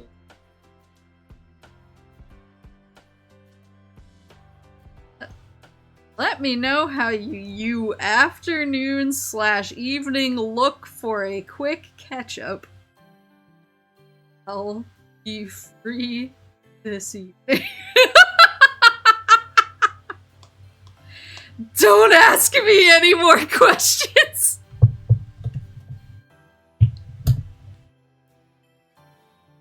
Oh, I will stretch. Thank you. Oh, I forgot I had coffee. To me.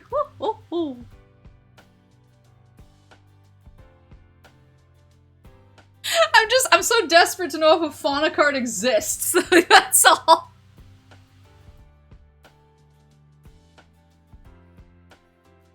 Does the boss not know that you have wives to open? No, I'm not telling him that. I already said Beetleborgs in front of him.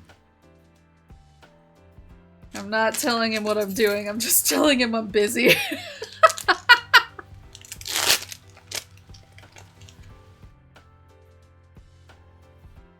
He doesn't need this information. He's on an information diet.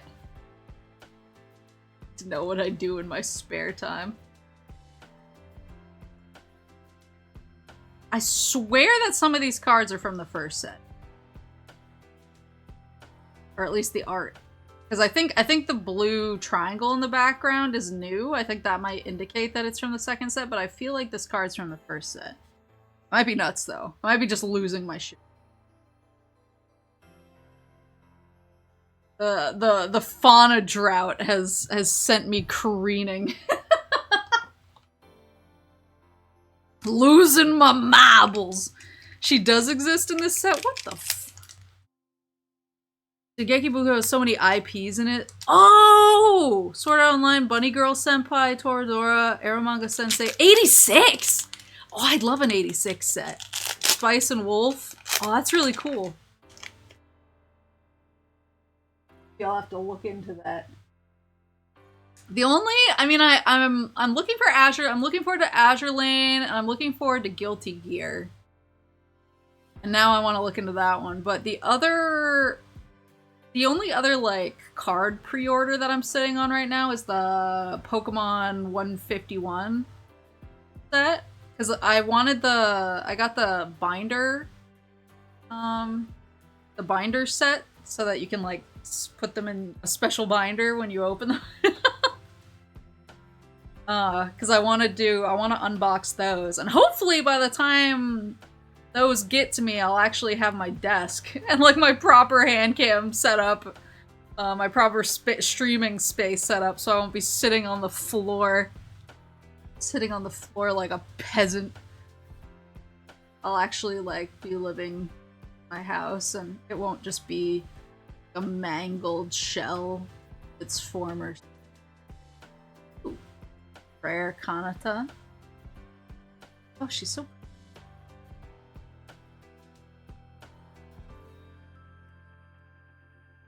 Damn it, Matsuri! Damn it, Bale's Thighs! Okay. Yeah, 151 is. I'm really excited about it. Like, I'm really jazzed. I didn't know that I could still be excited about new Pokemon cards, but here we are. Like, I'm really excited. That'll probably be one of my first hand cam streams in my new living situation. A fauna, yeah, a fauna is fine too.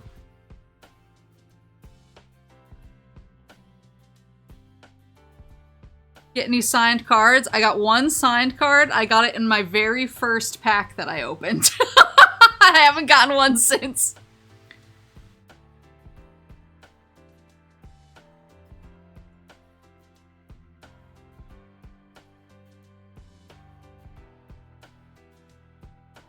Anna! Anna! Luine! Fun! How many packs do I have left? Son of a bitch. I have 3 packs left. Well, I have more coming. It's okay. Ah, shit! I just want a fauna. How much? What do I need to do? We get a fauna around here. You know what I'm saying? Hell yeah! You know what? I'll take as many of those as they want to give me. We take those. Cute Toa.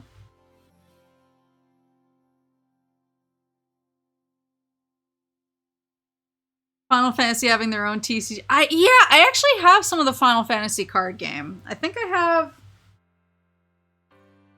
They're from a long time ago, but I do have some of it.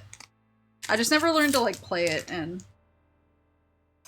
I'm really excited about the Final Fantasy Magic set. Like, I really hope.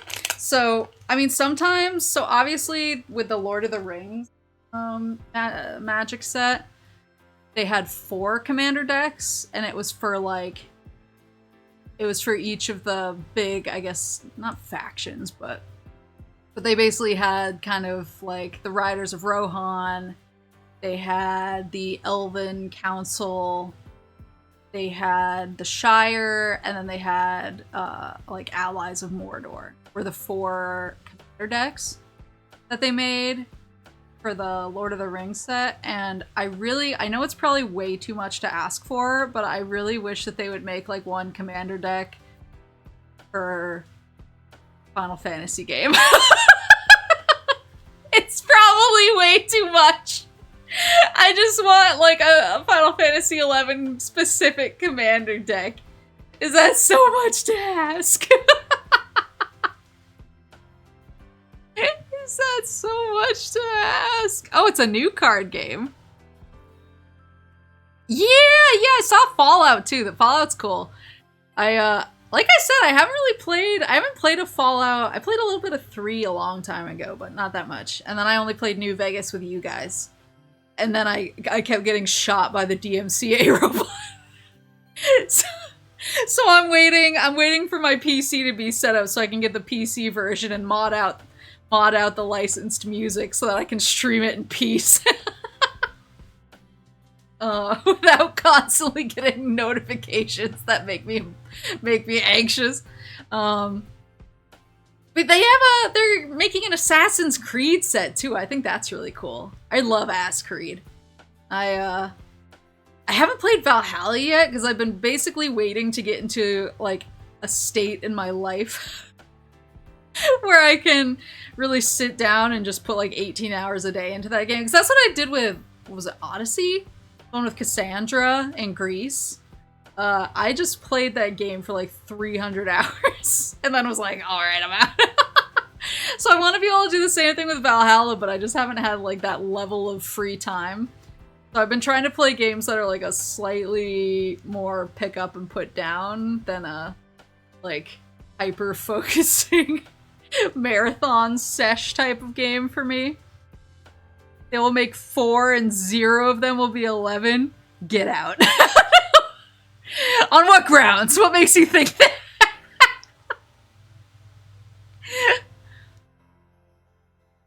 Oh. Speaking of DMCA, can't wait for the Donkey Konga Bananaganza. Me too. Oh my god, can you imagine? I'm gonna be able to really go ham because I'm not gonna have any neighbors. There's gonna be no one to hear my Donkey Konga screams. So I can really let loose. Oh, cute! A double rare Shion. You can't see the shiny very well on the camera. But it's cute. Another bales! Damn, I have so many rats in here. Rats! Yeah, I keep asking all my local game places one more pack. I swear to fucking God, Fauna. I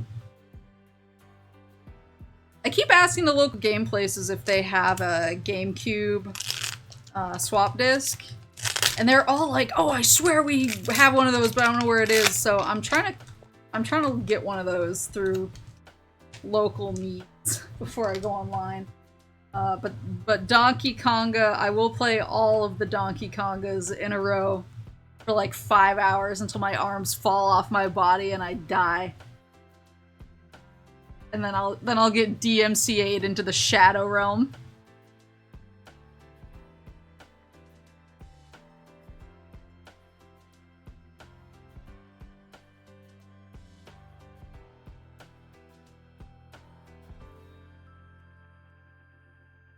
Another one! Mori. Climax! I'm just full of Marine's titty today. Well, we only got one sign, but it was a great one. So, you know what? On camera, work with me here. We take those. We take those Pecco.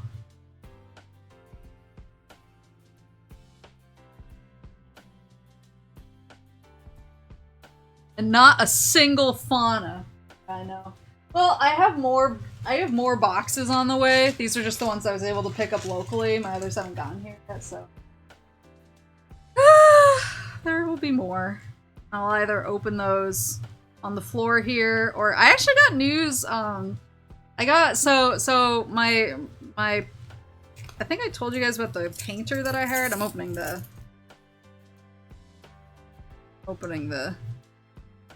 promo packs right now.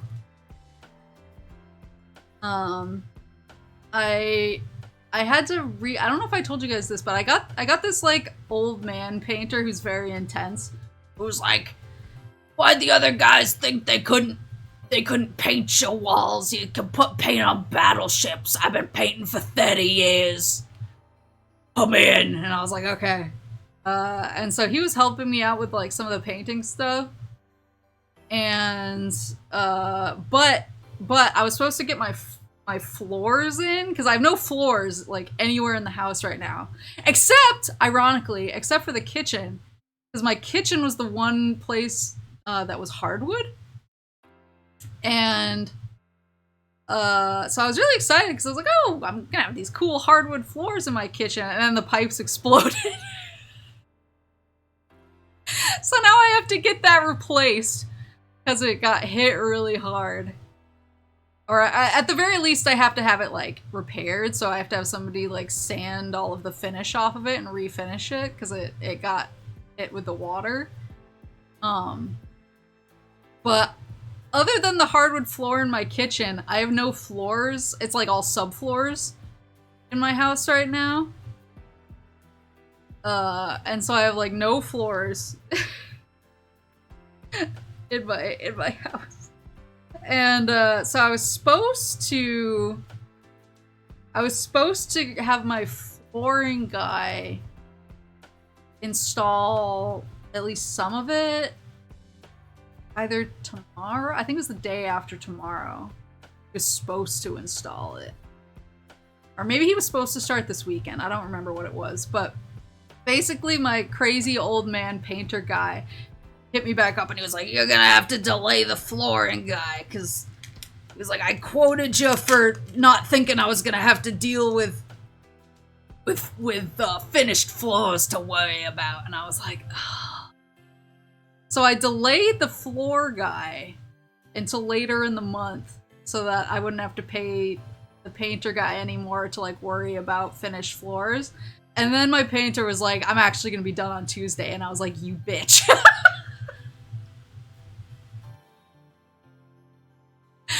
But it's okay. So basically, like, once he's wrapped up, I just pretty much have to sit around and wait for the flooring guy to come, like, give me floors, and then I can actually finally move in. Just whenever he's making it cheaper so he doesn't have to worry about the flooring. Yeah. So I was like, I'm not that mad about that. First promo. Yeah, I got my signature on the very first pack that I opened. Literally the first pack. Akora jumped out at me. I was like, baby girl, thank you. That's all I've ever wanted. Because apparently I can't find a fauna to save my fucking life. How late into the month did you delay? I only delayed by like 2 weeks. So he should... What's the date today? Yeah. I think the flooring guy's gonna get started in like 2 weeks. And he said it wouldn't be, because like, it's not that complicated. And I didn't pick like complicated flooring to install. I picked pretty straightforward stuff because I was like, I'm not fancy. I'm just trying to live. So I'm hoping I can be moved in by the end of the month. Ah! And then I can finally get my streaming setup put together. I can finally get back to streaming video games and also have a nicer hand cam setup that isn't me crouching on a floor. Second promo. It's the promo version of Kabuki.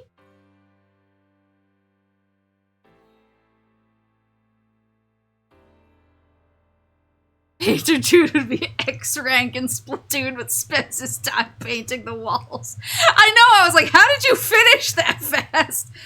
It was actually really funny, because he texted me today, actually, like right before the stream, he texted me, I'm gonna be done on Tuesday, and we had just been talking about like how to handle one part of it, and so I was like, with that part? And he responded, this is like an old man, he responded, the whole house, lol. I was like, whoa. Last one is the cute Toa! Well, rip in peace. Rip in peace getting a fauna. That'll be, hopefully I get some faunas in my next couple of boxes. That is the floor. Yep, this is the floor. I am crouched on the floor, dreaming of the times when I can have my desk back. I can have my desk. I can have chair. Video games. So, rip lamp. Someone had to believe. Yeah, I'm really excited to finally move in and get my setup because it'll be nice to. Because the way that I bought a desk that had like shelves on it. That's it. Not multi-surface, like multi-tiered, so that I can set up my streaming stuff better. So I'm not constantly swapping stuff in and out. It'll be a lot more like plug and play. So that'll be nice. And it's big enough that I can actually just make a section that I can just use for hand cam streams and not worry. not worry about setting it up every single time. Economists say, ooh. Yeah, so I told this story. I forgot I sold Iron Mouse. I told this story in the Discord, but and I'll do a more like Otakon-centric stream at some point, because I would love to talk about just like Otakon itself. It was really fun. But on the last day, I found a booth that was doing a gotcha for keychains, for VShojo keychains. And I went up to them and I was like, what if I just want to buy Henya? Like, can I just give you money for Henya? And they were like, no, you have to do the gotcha. And I was like, you bitches.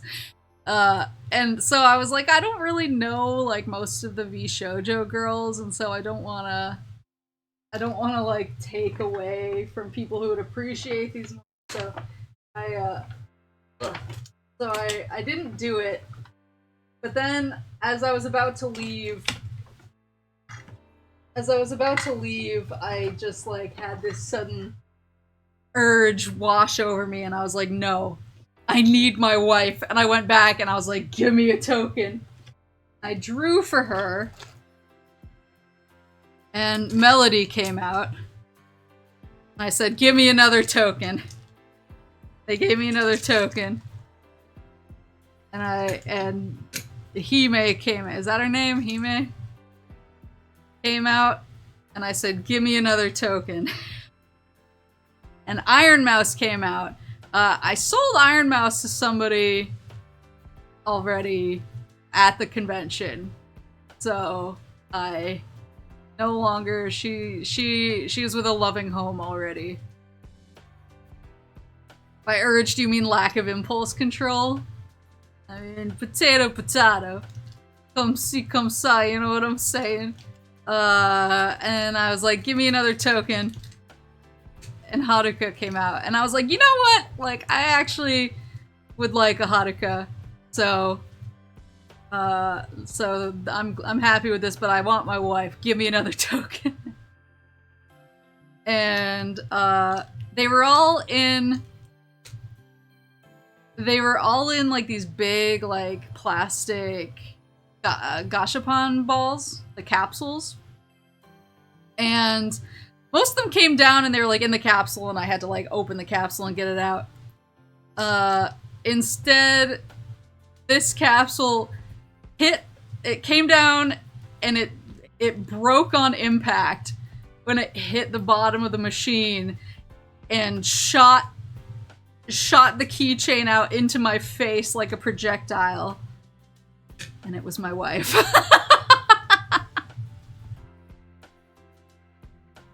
So I got her.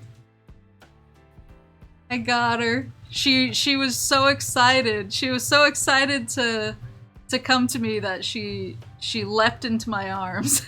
Or into my face, I guess. And it was really funny because the person who was like ringing me up saw it happen and was like, I've never seen that happen in these machines before.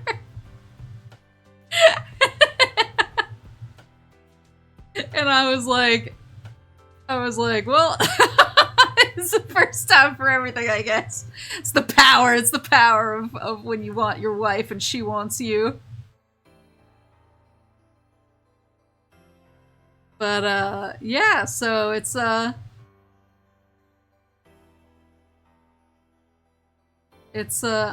pretty happy, but I'll be giving these 3 loving homes because I just want people and their Oshis to be together.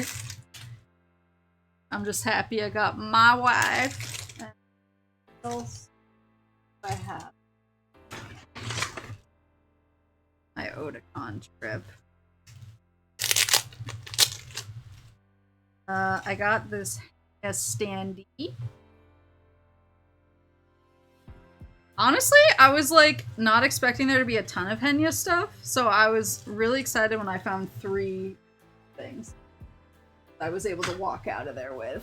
I got, one sec, I'm off while I reach, so in case I knock it over, I don't ruin it.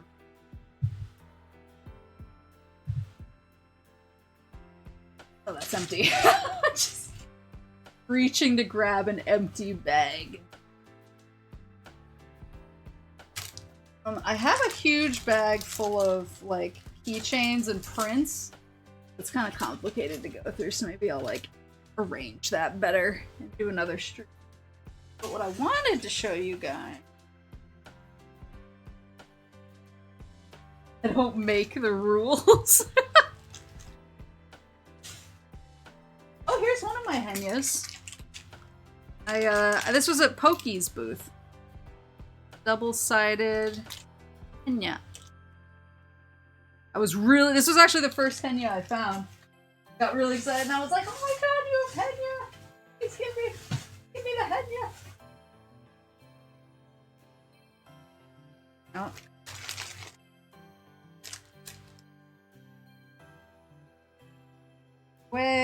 Okay, here's where things started getting rowdy.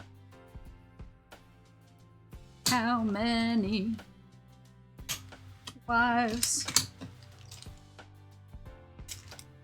Too many wives, too many wives. Too many wives. Too many wives, too many wives. This one has 2 in them. There's one. Another one. That's a double. I think I have a couple more in my other bag that I didn't pull out.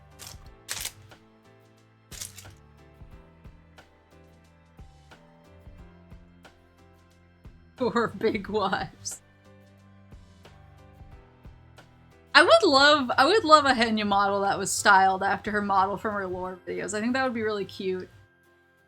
Are you a Coronet fan? What makes you say that? What makes you think that? Yeah, this is a double, and I think I have like a couple more in my other bag. These are, I was able to get like 4 or 5 Coronet prints, and then I got these keychains. So I don't have it in here with me, but I bought a new Ida bag.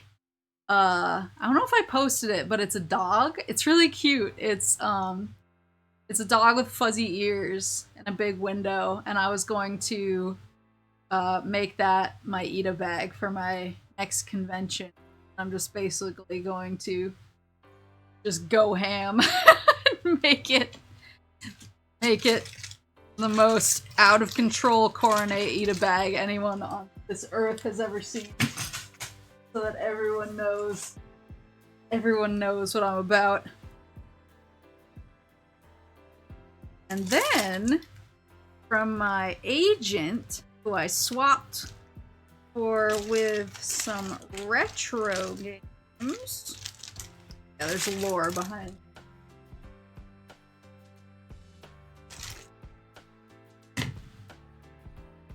Got new Leah. So I actually have a Shelia.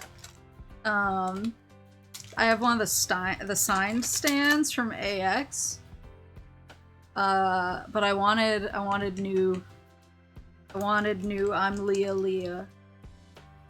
I got Anniversary Fancy Party Damichi.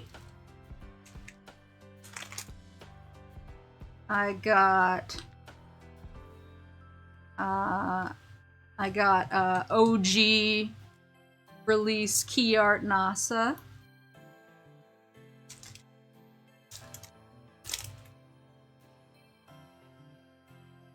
I got Valentine's Rie. And now here's where it got complicated. So when I was educating my agents, and I was like, hey, I need one of you to go to this booth. I was like describing. I was like, okay. I was like, this one is Leah. And there's a couple of her there. I specifically want the one where she has her arm raised. So please get arm up Leah. And I was like, if you say that to the guy who's selling stuff, I'm sure he'll know, like, there's only one where she's holding her arm up, so I'm sure that will be adequate. So I was basically giving them keywords. Because keep in mind, I was setting someone who does not really watch VTubers. So I was trying to give, like, keywords, but that still, like, use their names. So I was like, okay, I want arm up Leah. I want, original, key art NASA. I want anniversary Michi. I want Valentine's Rie. And then I made a mistake. I made a get the one with the armpits. I made a crucial mistake. That's why you send pictures of exact ones. Okay, well, I was in a panic and I wasn't thinking straight. But but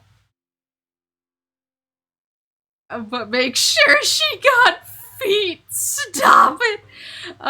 So with my last one, I was like, and please get me the picture, the men's art picture of Arena. And I think I like my agent's brain RAM on new names had been reached, and I didn't realize it. And I think also saying men's art also confused. I should have given better instructions. So this is the one that I wanted, and I of course got it. But when asking for clarification, he was like, which one is Arena? And I said, she's the tall tiger girl. Tall tiger girl. And that's the only thing that's stuck. So apparently he went up there and said, I want the tall tiger girl. and the guy, whoever was managing the booth, was like, which one? like he was like, I think you mean Arena, but which Arena do you want? And I think my friend was trying to think of men's art and just blue screened. And just kept saying, I don't know, the tall tiger girl one. And then he felt really bad for calling all of the other girls by their names as I taught him, and felt bad for just repeatedly calling her the tall tiger girl one. So, also bought a Valentine's Arena to make up for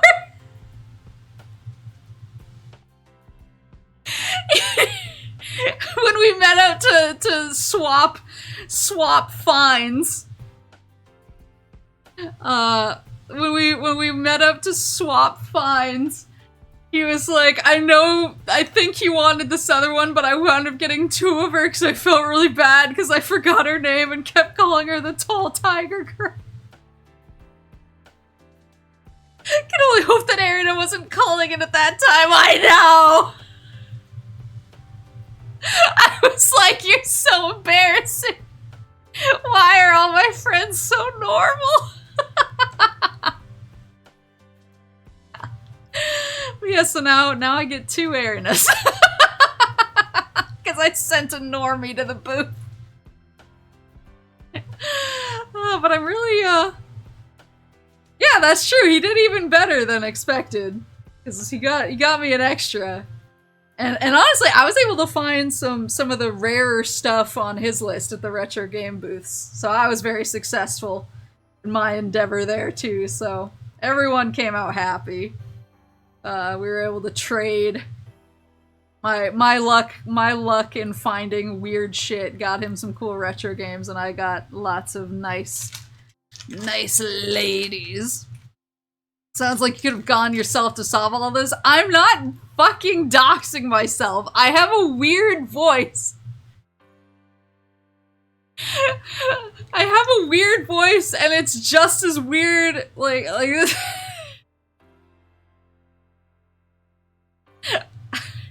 it's just like, that's not going to happen. Yeah, that's true. My luck is best employed at retro games. Simply wear a mask with a voice changer in it. What was on their list of hunts? There were a few things. It was mostly like Saturn games, and I was able to find all of them. I also found a pretty rare GameCube game. I'm pretty excited about it, because I was like, oh, I know this is rare, so I'm just gonna buy it without permission. They were really excited. They were really excited to get it. They were like, oh my god.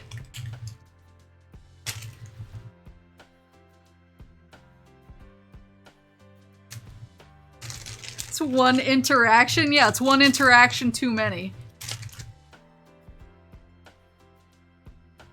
I don't think you guys are so inconsistent. I don't think every fan is out there to hurt me.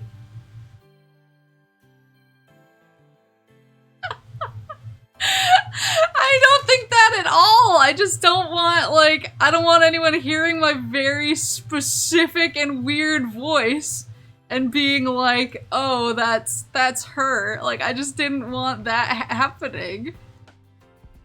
So I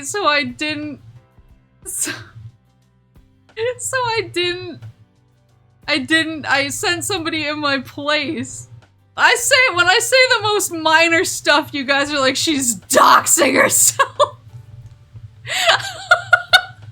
And then when I'm like, I don't want to physically walk up to a booth and speak with my very weird voice in a way that will dox me in real life, everyone's like, you fucking coward.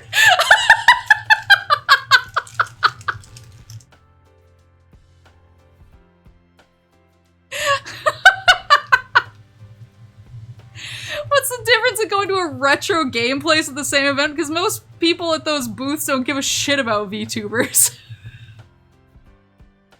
Like, nobody there is gonna recognize my voice versus the booth where someone has literally recognized my name in the past when I was buying stuff for Kuruko, and a booth where I have collabed with girls who work there in the past. It's different.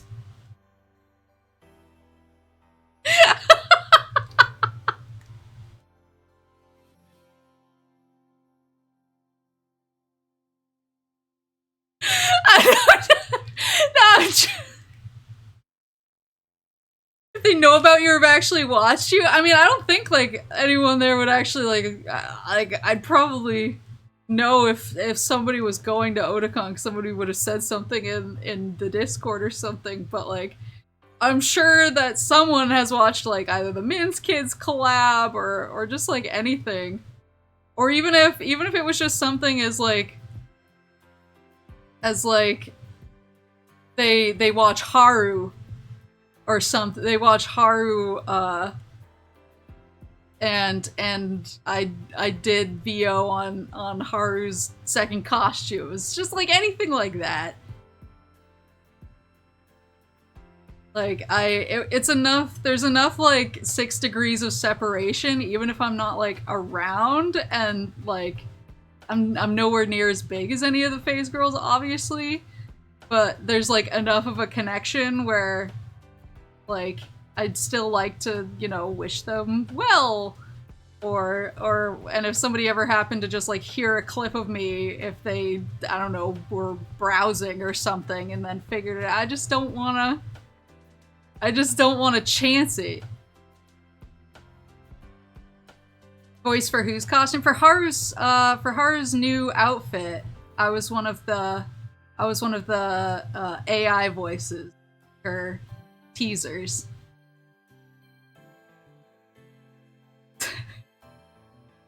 Are you Maple Moose? Nah.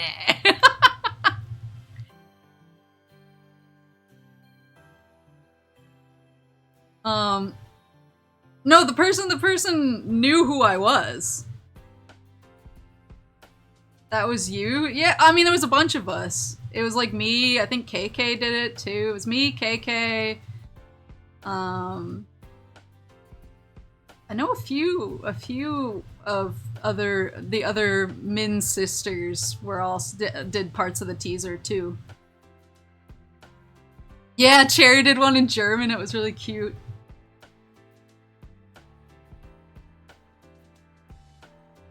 Min's kids are all cyborgs. Yeah, so it's just like one of those things where it's like, you know, if one of the phase girls who did it, if like they happened to hear that and then they heard the other teasers or something. I don't know. I'm just like, I'm being careful. It's like for the first time in my life I'm being careful and everyone's mad at me. Usually I say something like, I live on planet Earth, and everyone's like, shut the fuck up!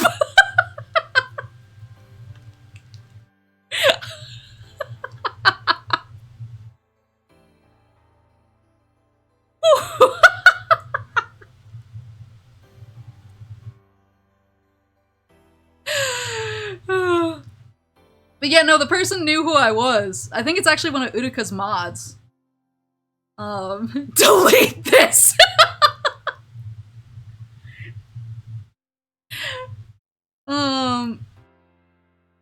Because yeah, it was one of Utika's mods, because that was at AX. And I actually sent one of my friends who's a video game person, but he's quite a bit older and doesn't watch VTubers at all. Like, he's very much like a retro game liker, and like that's like he's like, anything else need not apply. And so, but I was like, I knew he was working a booth at AX, so he could get there early to get the stuff I wanted, like before the crowds got really bad. So I was like, could you go buy me like the stuff for my friend? And so I showed him a picture of Utica, and I was like, her name is Utica. Fujikura Utica, please, like, go buy, like, the standee of her for my friend. I'd really appreciate it. And he was like, got it. And apparently he just rolled up to the booth before the show floor opened and said, I'll take this blue headphone pair. And, like, obviously he didn't know what was going on. So the guy who was working the booth was like, who's this for? It was, like, real obvious it was not for him. And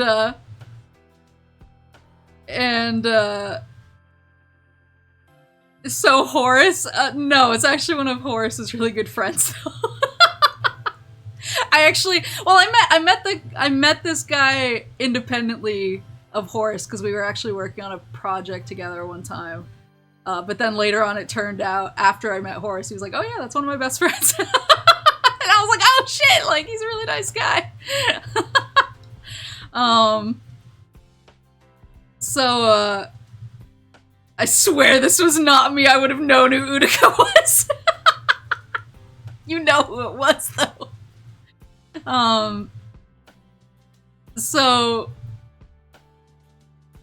yeah, he's so nice. He's so nice. So he walked up there and said, I'll take one blue headphone bear. And he was like, who is this for? And so he was like, and he doesn't know my VTuber. He doesn't know my name. And he was like, I think it's Maple. So he like texted me. He was like, who are you again? And I told him, but like, I think he didn't want to wait for you to reply. He was like, Maple Moose? And the guy at the booth was like, Maple? I think that's Kudiko's friend. Is this for Kudiko? So, like, obviously, like, he knew who I was to know enough that I was friends with Kudiko. So, like, that's why I was like, I don't really want to go up to that booth and talk, because if somebody is there who could hear Maple and immediately discern, oh, that's Kudiko's friend, like, I was like, that's enough of, like, a recognition that I don't want to chance it, you know?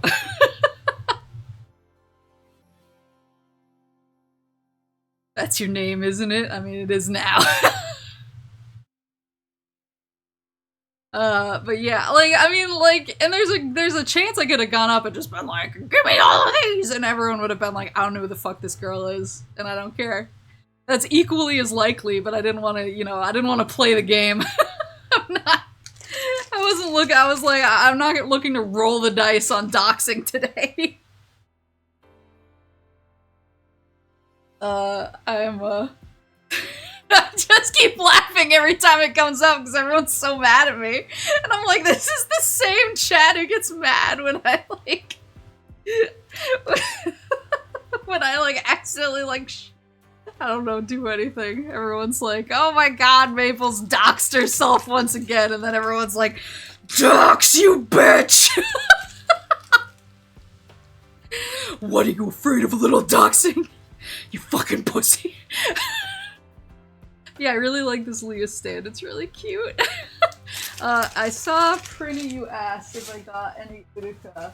I don't think Kuruko is here right now. So nobody, like, clip this and show her, or I'll be really mad.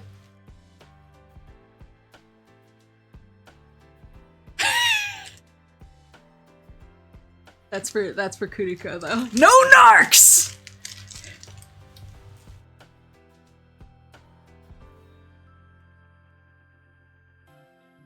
No narking on me!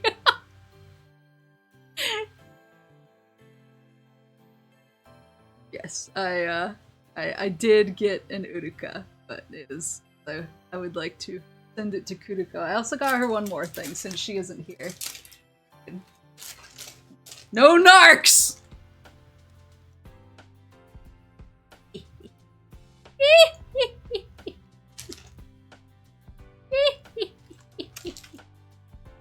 Shh! Secrets. Secrets. No narking. How do you know she won't watch the VOD? I don't. I'm banking on it, though.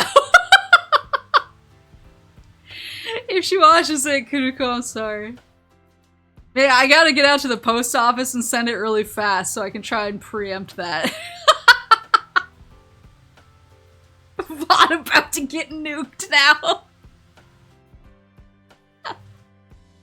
Yeah, I wanted to pick up some stuff.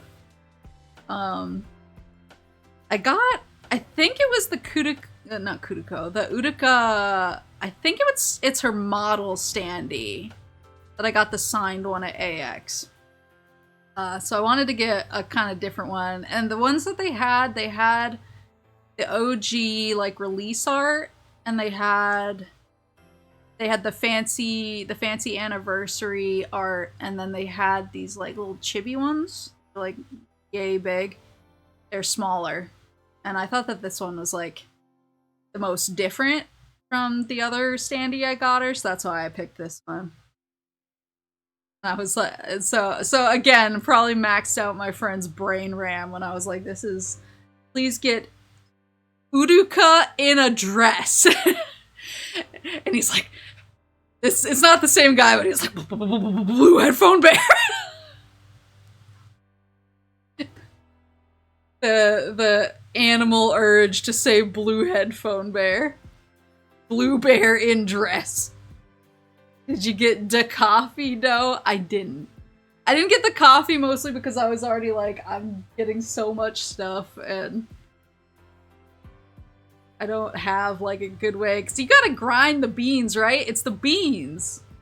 They don't even give you, it's not like grinded. It's not, you gotta grind them. I don't have a grinder here. I was like, I'll just wait. I'll get it next time. Next time I see it, if I crave.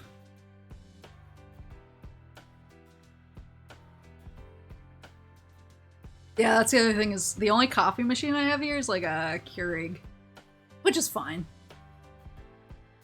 Gonna break into that coffee grinding ASMR experience. Throw it against the floor, you don't have until it's small enough. Just beat the shit out of the FaZe coffee until I can drink it.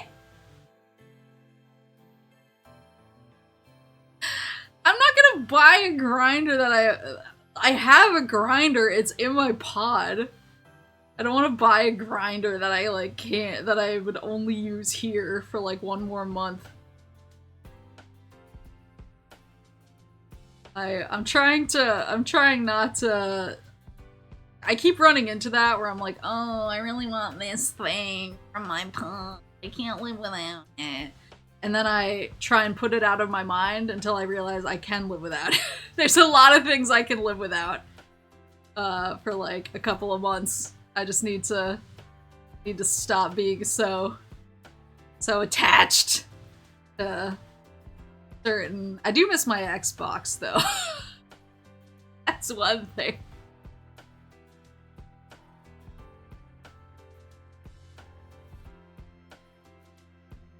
Yeah,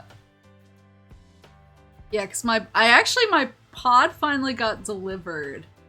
They kind of surprised me. They weren't supposed to deliver it yet, and then they were like, fuck it, we're doing it live, and they just dropped it off, and I was like, nice. But they're gonna let me keep it until I can actually move in, so it's just kind of locked up and sitting there right now. But I did pack things in a very particular way. Like I was really careful in how I had help from my friends with like the heavier stuff. So there's a lot of stuff that I can't physically get to because it's too far back in the pod, and like the furniture that's in front of it is too heavy for me to move on my own. And so I have to wait until I have people there to help me move the furniture out. And I'm not going to move it out of the pod until I'm ready to put it in the house. And so there's a bunch of stuff that's like behind a bunch of furniture. That's just like, I'm never seeing that until I move in. And my Xbox is one of those things. My Xbox was put in real early because I wanted it to be nice and snug and protected. And so my Xbox is somewhere in the abyss, and I miss it very badly. Luckily, so one thing I did when I was packing is I was trying really hard to save on pod space. Because that's one of the things that kind of screwed me over on my move out, was I didn't maximize on my pod space, and then I had a couple things that I still needed to ship, and it was just like a clusterfuck, and I didn't want to go through that again. So I was very serious about like, I'm like donating stuff, I'm selling stuff, I'm trying to make sure my entire life fits into one pod and a couple suitcases. And so I had packed a bunch of my games in flat rate shipping boxes because I was planning on shipping a bunch of them flat rate just to basically keep it out of the pod. But then I was so efficient that I had space. I have like a shelf, and I had taken the shelves out of it so they wouldn't get damaged or anything. But the shelf is still kind of pushed up against the wall, and I was able to just stack all of my flat rate boxes inside of the shelf to kind of weigh it down. And so I wound up not having to ship them, which was nice. But when I cracked the pod open, I was all of a sudden like, oh my god, I can actually, because like it was twofold, because at the same time when I was planning on flat rating them, I was like, oh, I'll have access to these pretty fast, so I can at least play like the Switch and the DS and Vita games and stuff like that. And then obviously when I put them in the pod, that went out the window. But then when I opened the pod and they were there, I was like, oh shit. So I was able to get all of my Pokemon games out, and so I'm spending my any free time I have, I'm trying to basically move a bunch of my older Pokemon games up so I can get it all into Pokemon Home, so I can more easily kind of move them around and access them. I don't have all my really cool Pokemon trapped on really old gen cartridges and stuff like that. So I'm glad that that was near the front of the pod, but the Xbox, I don't know if I'm ever gonna see her again. She's somewhere. I miss her. Time to donate a new Xbox. No, it's okay. Does the pod block much space on your land? No, they require you to put a pod on asphalt. I think you actually have to pay extra if you put it on dirt, because I just think the way that, like, it works, so they have to, like, put something under it for stability. So they require you have it on asphalt, and luckily the bottom of my driveway is paved. Like, the bottom's not the right word. Like, the part that's, like, kind of away from the house is paved. The landing? I don't know what the right word for it is. It's hard to describe. Yeah, I wouldn't have wanted them to put it on the grass anyway, because that would have done a number on the grass. But yeah, they were able to put it in this spot that's, like, not so close to my house that it'll get in the way of when I have, like, contract people coming, like the floor guy showing up. Like, it won't be in his way for him having to unload his supplies and stuff like that. But it's also not far enough away that it's gonna be a problem to, like, move stuff. It's a pretty straight shot in, so it's not too but yeah, I was not expecting them to draw, and then they literally called me and were like, ma'am, we'll be dropping your pot off tomorrow morning. And I was like, excuse me? My first reaction was, excuse me? And then as soon as I opened it, I was like, Pokemon! The approach. That's not the right word either. It's like this, like, little... You know how there are, like, driveways with, like, a section that kind of shoots off from the actual part that you drive in on? It's, like, kind of like a... It's almost like a little space, almost like a little parking space. It has one of those. I don't know what it was used for previously. That's where it is.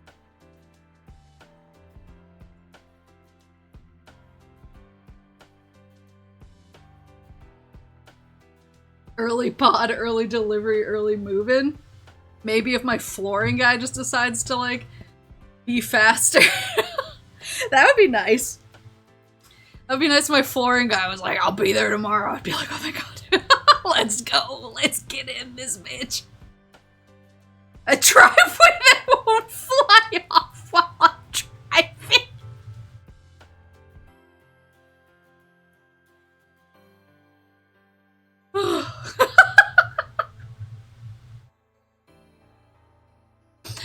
Oh god.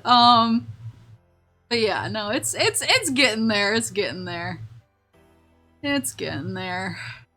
Just it's like one thing after the other, but luckily right now I've had a good streak, a good lucky streak, so I hope it keeps up.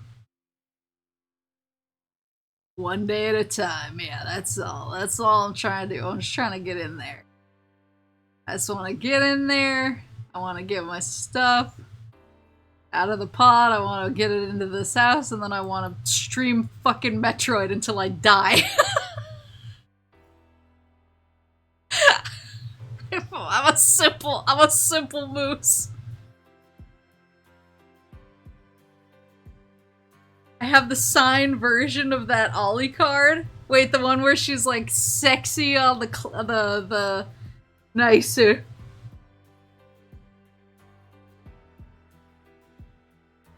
Yeah, I definitely have extreme luck in either direction, so such is life.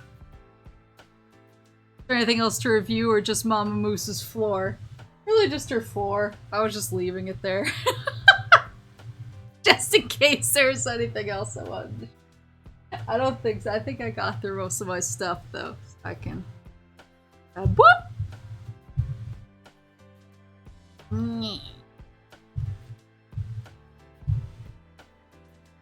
Review the floor. Yeah, I hope I can get in soon. It looks like it's gonna be near the end of the month when I'm finally like settled. Then unfortunately, I have some family stuff.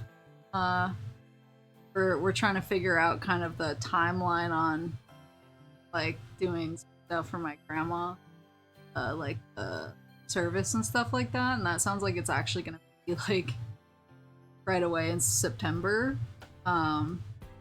So I don't really know like when I'm gonna be back, but it'll be probably by like either end of August, but then like a short break back for real, or like mid-September for real.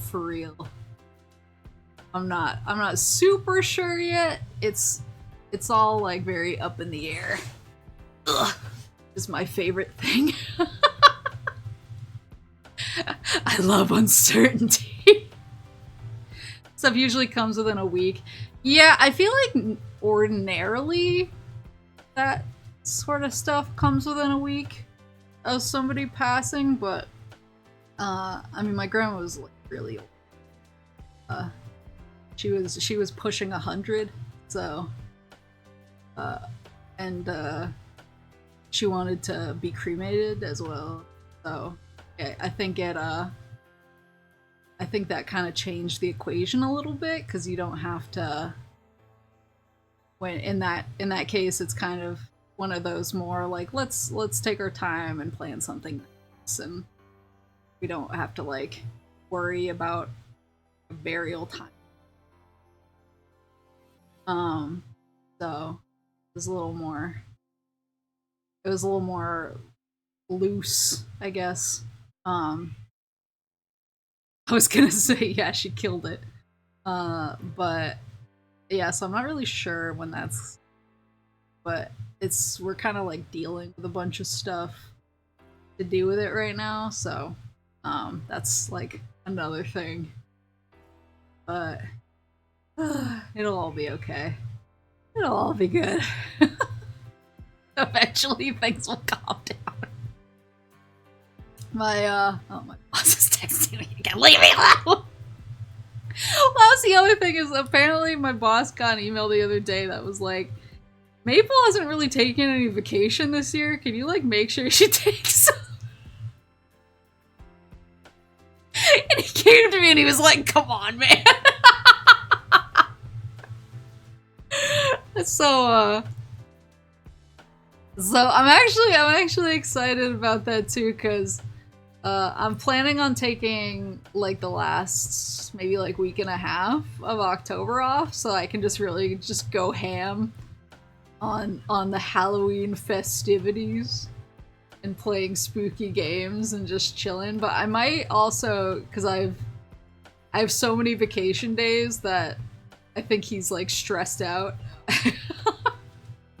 I think I might, maybe right after I finish moving in and I'm more settled and it's less like I'm more like relaxed finally, I might take some time off then, so I can just basically lay around and stream all the games that I've wanted to finish. And then you got Maple in real life.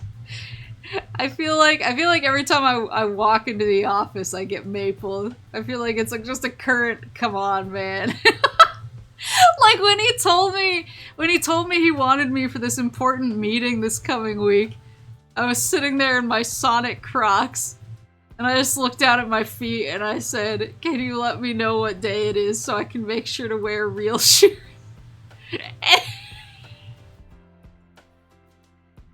And he was like, "Do I need to buy you business Crocs or what?" And I was like, "No."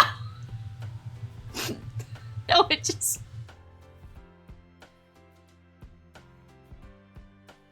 Gotta wear the Sonic Crocs to the meeting. He joked. He was like, "Oh, it shows your personality." And then he was like, "No, please wear real shoes." I was like, "Okay, understood. Yes, sir." Uh-oh, what did I do? Bitch. How do you work? Click on a thing and now I can't see. Hold on.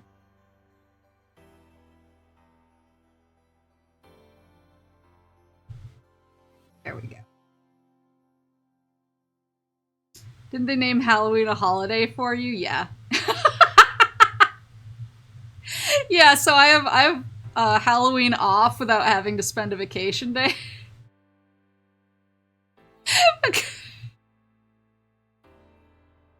Because they were like, she takes this off every single year. We may as well just make it a holiday. If you get a PO box set up, let us know. I will. I'm trying to figure out where I wanna put it. Right. Because like the place that I live is too small for me to want to put it in my own town or anything like that, because the population is very, very small. And so I'm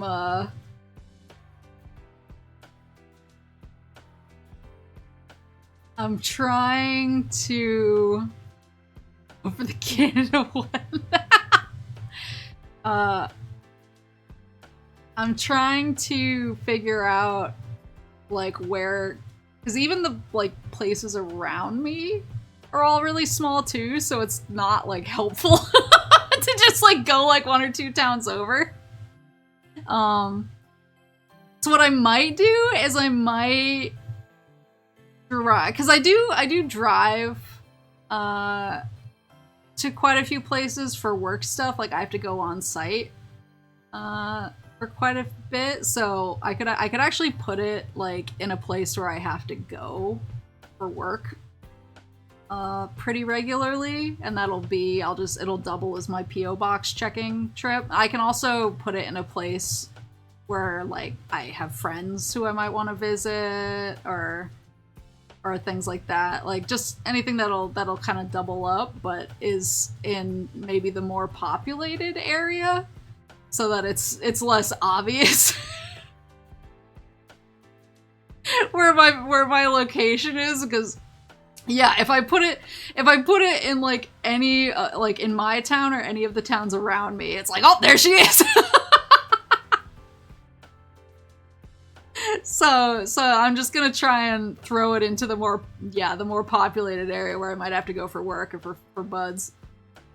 So, and it won't be too bad of like, especially because I'm going there for other stuff, it won't feel like an inconvenience or whatever. Ask a friend to keep an eye on it too. Yeah, that's true. Yeah. So that's the other thing is, yeah, I can put it near my friends as well and say, could you let me know? We found the lady who bought all the HOLOLIVE cards. Well, that's the thing, is if you cross-reference where the P.O. box is versus where all of the WEISS cards are out of stock. See, look, I'm trying to do good, OPSEC. When people are yelling at me. Have a P.O. box middleman. I'll just pay 3 kids to stand on each other's shoulders in a trench coat and walk into the P.O. box every day.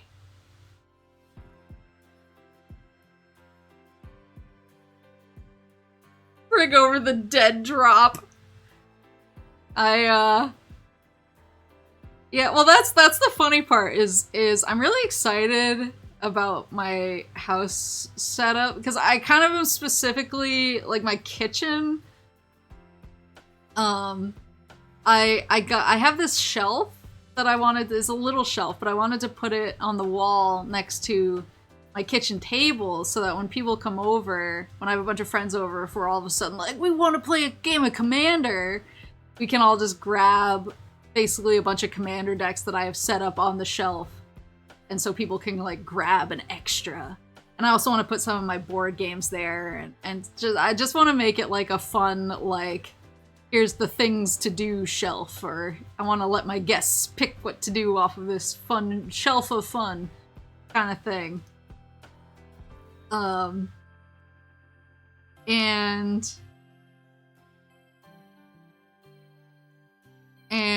I keep telling my friends about these plans. I'm like, oh yeah, like I have this, and I'm gonna set this up like that, and they're all really excited. They're like, oh, it's gonna be so much fun, and we're so excited to come visit you. And I live in a pretty, like, my town is really, really quiet. There's like nothing there and nobody there because it's just wilderness. But I'm close to some of the more like touristy stuff that people like, and so like all my friends from out of town, both like in driving distance and flying distance, are all like, oh, I want to come stay with you so I can go do all this fun stuff, and so people keep getting excited, and then they're like, can you give me your address, because I wanna like check it out, I want to look at the area, and then I give it to them, and they're like, you are very far out there. Like, they say it with like hushed tones, like, I don't know if I can make it out there. And I'm like, man, if you want our dope nerd nights, you're gonna have to. And they also say it sometimes like I don't realize it. They say like, you're pretty far out there, like they're like they're telling me, and I'm just like, that's intentional. By design. That is a feature, not a bug. In what world do any of you think I was trying to live near people? Gonna have to form a fellowship to journey out there. That's the idea. I want to be the Mount Doom equivalent of accessible.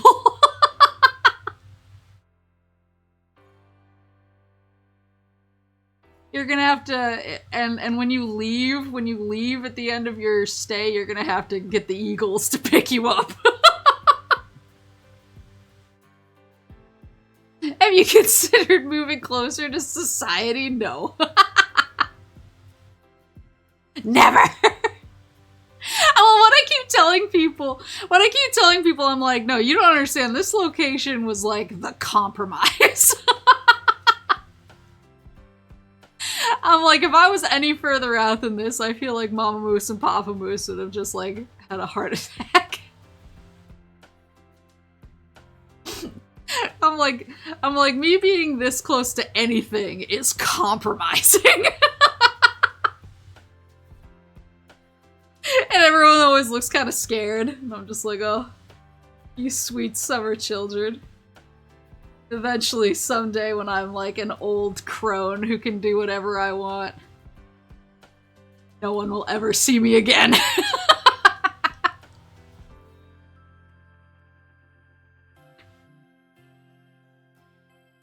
The Richie Rich duo, buy one further out there. Wait, what Richie Rich duo?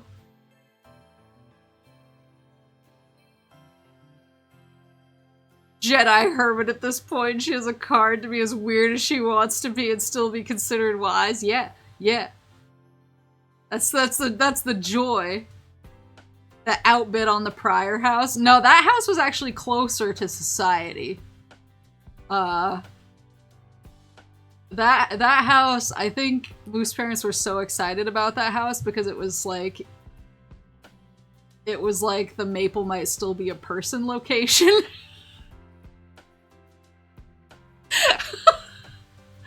And basically when I lost that house, I went, fuck it, we ball. I just headed into the woods and didn't look back.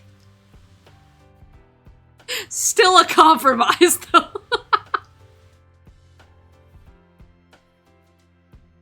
They wouldn't let you live in a cave in the woods. Well, they don't have to let me do anything, but I want to be, I want to be a good daughter.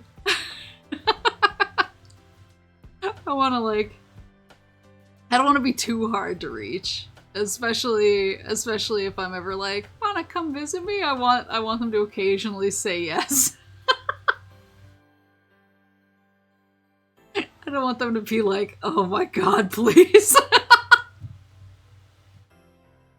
Every time I tell them the locations where, like, I dream of living, they look at me like, they look really scared. They're just like, and I'm like, you, and they kind of look at each other like, how did she get this way? I'm like, you raised me!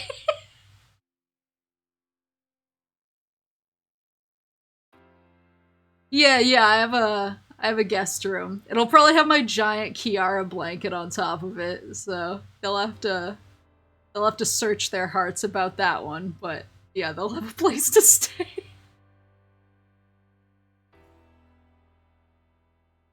But yeah, it's also like really, it's really quiet, which is nice, but I know that sometimes freaks people out. When I was talking to the previous owner, she told me that the only thing she ever really hears is people like racing ATVs in the woods. And I was like, great! And then I was thinking about it and I was like, I feel like if some of my like game friends from SoCal come and visit me, they're gonna think they're gonna get Texas chainsawed or something.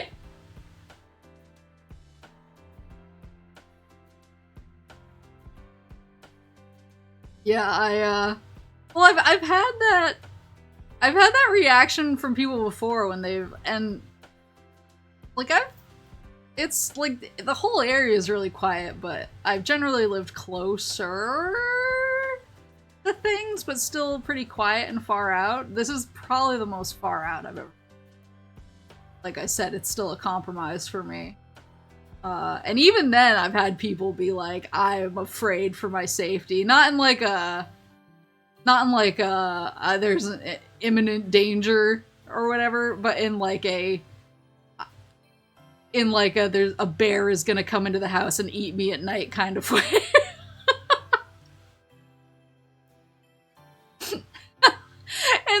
And that was when I was like, closer to other things, so I feel like now, if any of my friends come to visit me, they're gonna be like, what the fuck? Alone in the Woods is where like 90% of horror movies happen. Honto. The hidden neighbors, it was mostly deer and turkey. Those are the best neighbors. I saw 5 turkeys yesterday. They were so cute. I also saw some deer. I saw some deer the other day. I saw a mama and I saw 2 babies. The babies were so cute because they're still small enough that they have their spots and they're still kind of like not completely great at running. So when they run, they're kind of like blah, blah. I was gonna say, yeah, I'm the evil witch in the woods. I'm the Blair Witch. I'm the one who, when you find my house in the middle of the woods, you're like, oh. Then you turn the camera on yourself and you're like, you turn the camera on yourself and you're like, I'm so scared.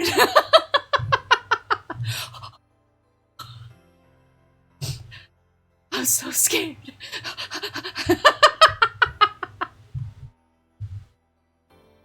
That's my house. That's my house that happens in.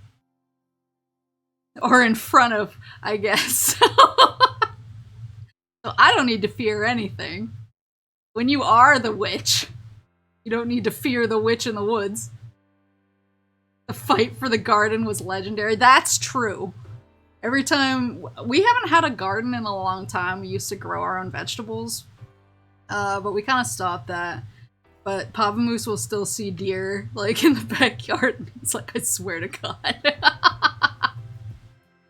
I'm like, there's nothing for them to eat, don't worry. And he's like, Argh!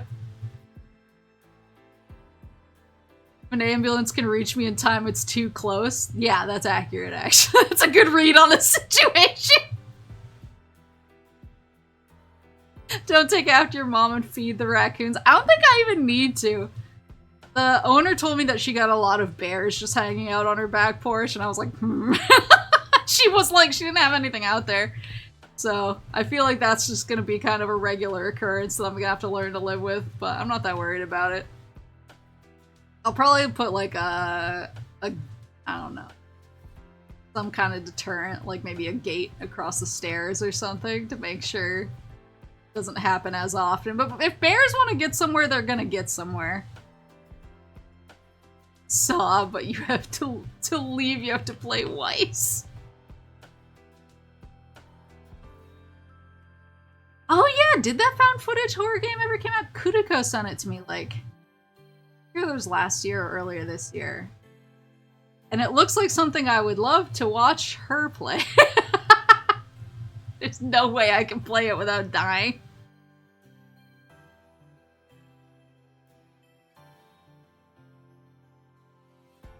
Sounds like Papa Moose let the deer win. I think it was more like Mama Moose begged him not to do anything to them.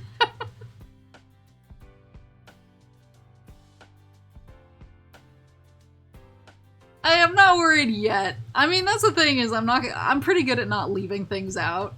I'm pretty well studied in not attracting bears or raccoons or anything. I'm pretty like Mama Moose. Listening, hear me right now. Unlike Mama Moose, I don't violate the Fish and Game standards.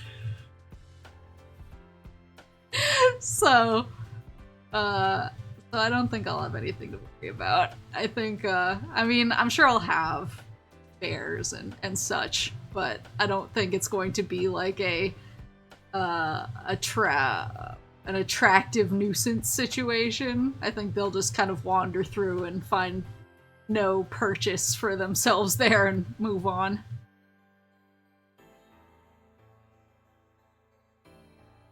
Because, yeah, I'm pretty good at locking down my trash. Pretty good at not leaving any. Whereas Mama Moose likes to, like, spread feed on her deck, and she puts a lot of bread in her backyard.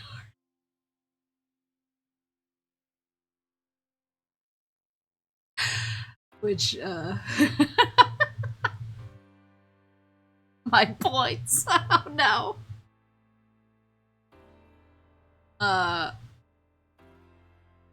Yeah, it's she's I'll just say that whenever I see a large creature out in her yard, I'm not terribly surprised.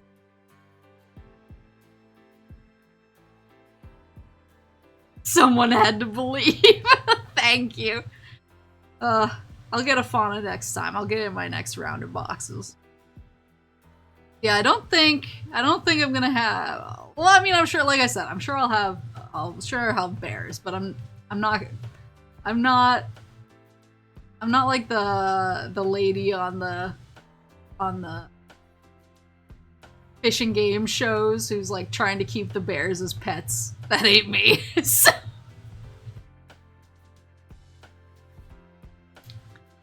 But it'll be fun. It'll be fun once I'm in there. My friends will have to learn to to cope with the woods. Cause I know what I'm about, son. Single fauna box. What is even the rarity on her card? She has to be a rare if I didn't get any of her. Domesticate the bears.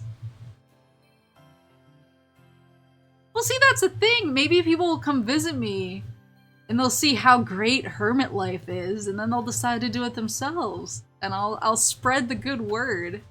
Like I spread the good word of baby girls everywhere. That has to be its own stream. I learned a lot in the baby girl panel at Otakon. I mean, it wasn't anything I didn't know in my heart, but I finally was given the terminology to express it. If that makes sense. Forbidden knowledge. Yeah, I've learned too much. There's an R, an SR foil version, and a signed. Okay, so she is rare.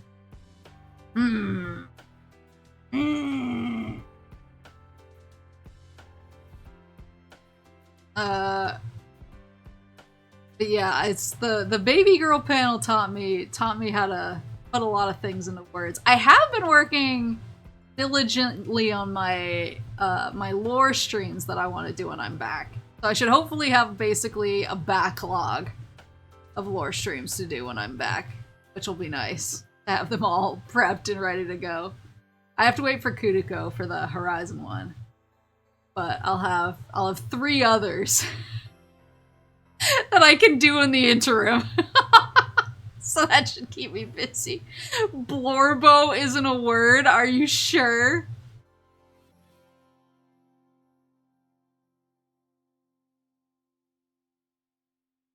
They actually didn't discuss the Blorbo section. They didn't discuss like what makes someone a himbo and not a himbo and what a Blorbo is. We really just dove straight into the baby girls, which I respect.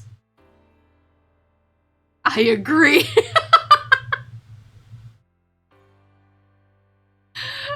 We really dove straight into but the description of baby girls was very apt.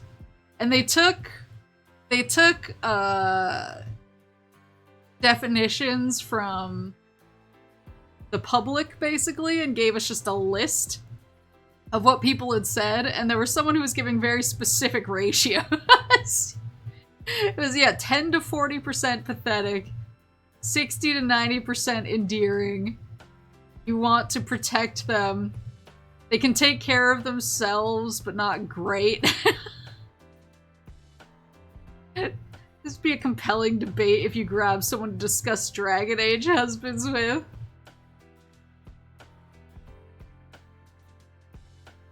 Wait, what would the debate be? Whether Cullen is a baby girl or not? That's not a debate, that's fact.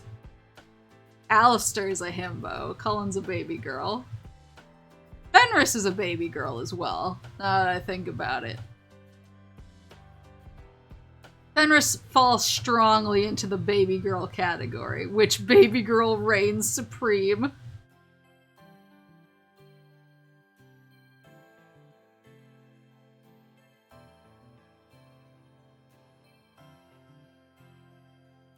One thing I realized has a lot of baby girls in it is Final Fantasy XIV.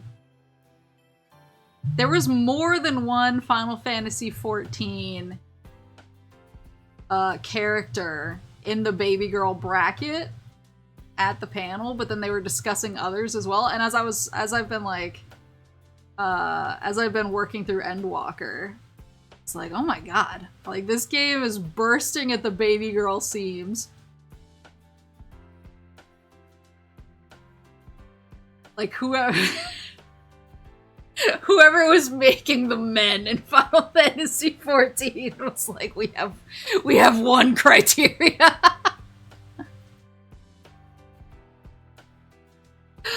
I'm still pretty early in Endwalker, but I've actually been enjoying it a lot, so it almost makes up for me losing my house. Not completely, but at least I'm having fun. I hate it's the opposite effect that Final Fantasy XI has on me. Like Final Fantasy XI will just beat the ever-living hell out of me all day long, and I'm just like, I love this game so much. It hurts so good. Hit me again. Final Fantasy XIV does one bad thing to me, and I'm like, I hate this game forever. It sucks. But I am having a really good time with it. I'm just being grumpy. I'm just being a brat about it.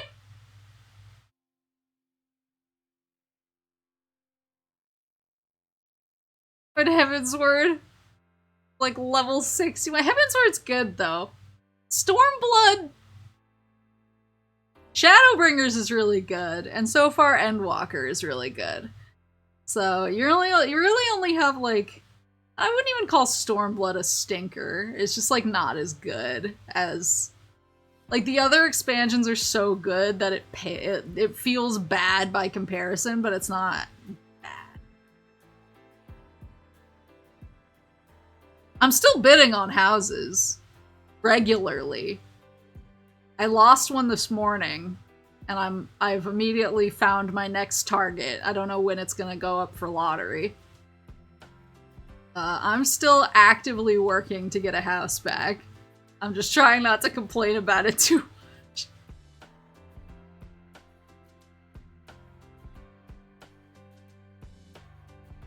Oh, I want Pikmin 4. Oh, so I also, that was the other thing, is my work has this thing where you can nominate people if, like, they help you out with stuff. Basically, like, oh, so-and-so, like, saved my bacon. And then at the end of the month, the person with the most, like, saved my bacon nominations gets a $5 Amazon gift card. And I totally forgot that that system was, like, a thing. And I, like, they would say who, like, was the top vote getter at the end of every month, but I was just kind of like, yeah, thanks. And I, like, wasn't, like, really paying attention, and then I found out the other day that I just have, like, $60 in Amazon gift cards just sitting in my email.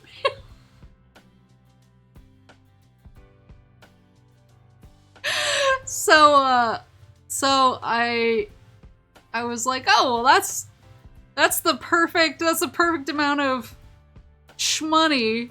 They expire now. No, they don't expire. Or at least they don't expire for, like, a long time. They're all pretty recent. So I mean, $60 is the perfect amount of money to snap up a game. So I've been trying to figure out what I want to get game-wise. So if anybody has any suggestion, feel free to drop it in the Moose Cord, and I will consider. The ones that I've been thinking are Pikmin 4, the Dead Space remake. What's the other one I was thinking? Pikmin 4, Dead Space remake.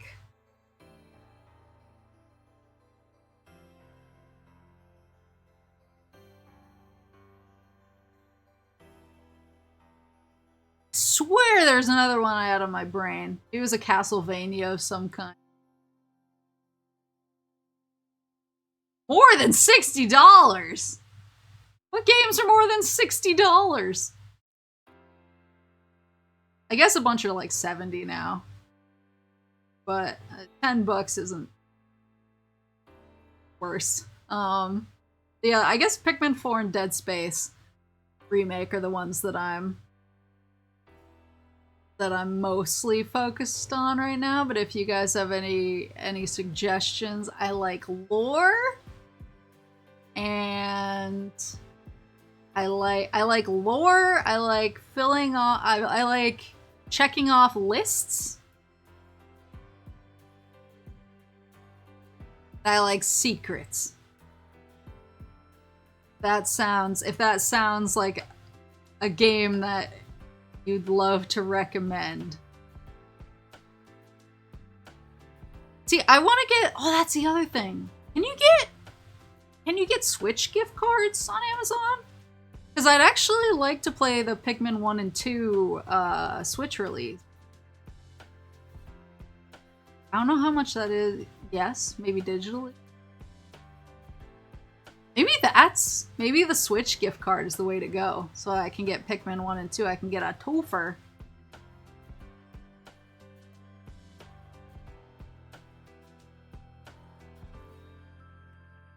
Comes out physical next month if you want to do that. Maybe. I'll have to see how much space I have on my on my Switch.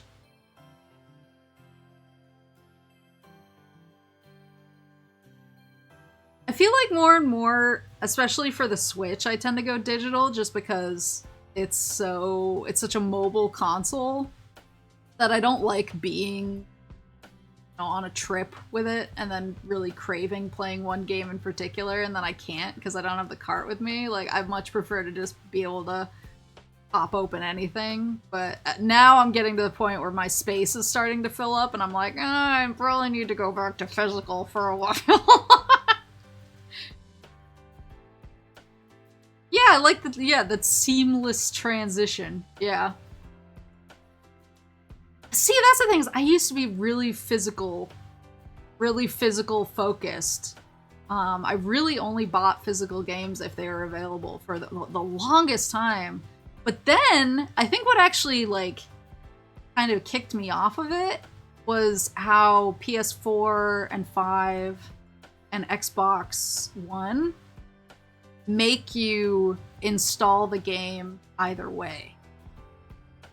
So, it just, like, for PS4 and 5 and Xbox One, like, the physical game, the disc just wound up feeling like a key to, like, unlock the game to be able to play. Like, it was still taking up space on my console, but I had to have this specific disc inside of the console to be able to play it, and that just got really frustrating for me. I was like, if I'm gonna have this game taking up all of this space, I'd rather be more on demand and not something that I'll be locked out of if, you know, if I am traveling, or if I have to move across the country and have all of my game discs in my pod for 3 months. That was that. And the Switch doesn't have the same problem, because it doesn't make you install. Like, it'll download patches and stuff, which take up space. But I don't think it makes you install the game, the physical game. And so it feels much more like some third-party Switch games do that. I think I mostly play, in terms of physical copies, I mostly play first-party Switch games. So I think I've kind of dodged, like, the need to install stuff. I think I only have a few. Like, I have, like, Luigi's Mansion, physical, and Koibi, I have physical. I only have a couple of digital first-party titles, like Animal Crossing. And I think the other thing, too, is that Nintendo is so sale-averse that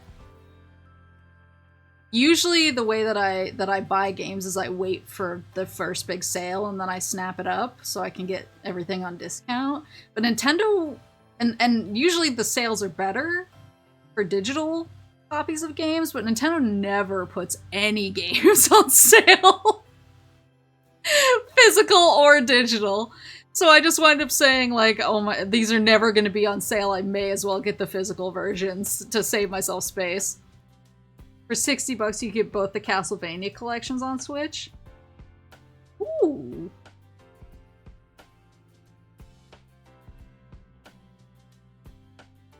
But yeah, it's I'm so all over the place. And the 3DS I prefer physical as well, because space is at such a premium.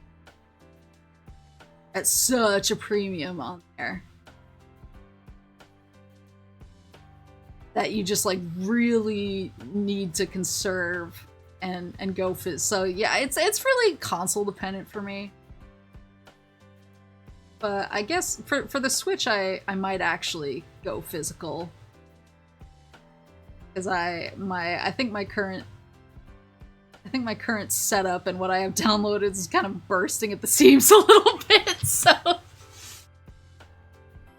it's a little chunky. It's a little chunk full of games. Ugh. But anywho, I should probably get back to my boss. Stop ignoring it.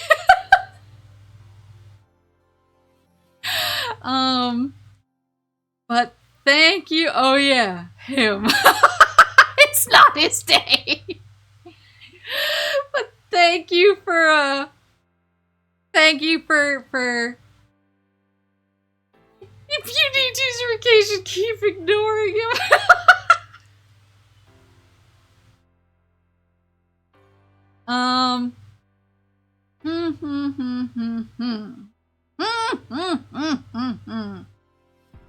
But thank you for I was just thinking about the raid thing. Yeah, I wanted to raid HOWDY. That was the whole reason that I chose Twitch.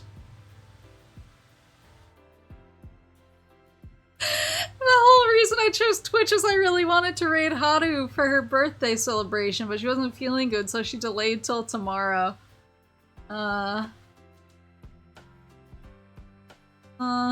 still like to do something for her birthday. Maybe...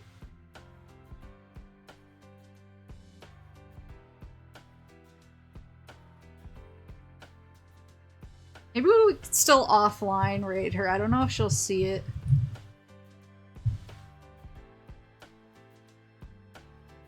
But I'd still like to do that. 'Cause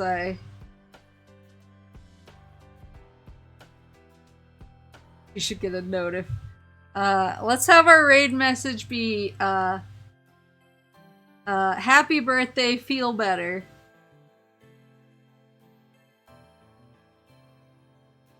Oh, I'm gonna send her like birthday wishes separately from that. I just wanted to, you know, celebrate. There you go. Happy birthday, feel better, Ray. There you go. Perfect.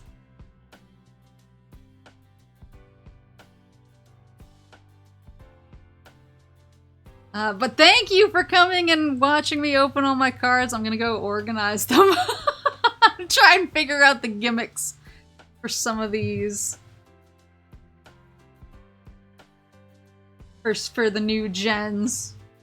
Go see how expensive it would be to get a fauna by yourself.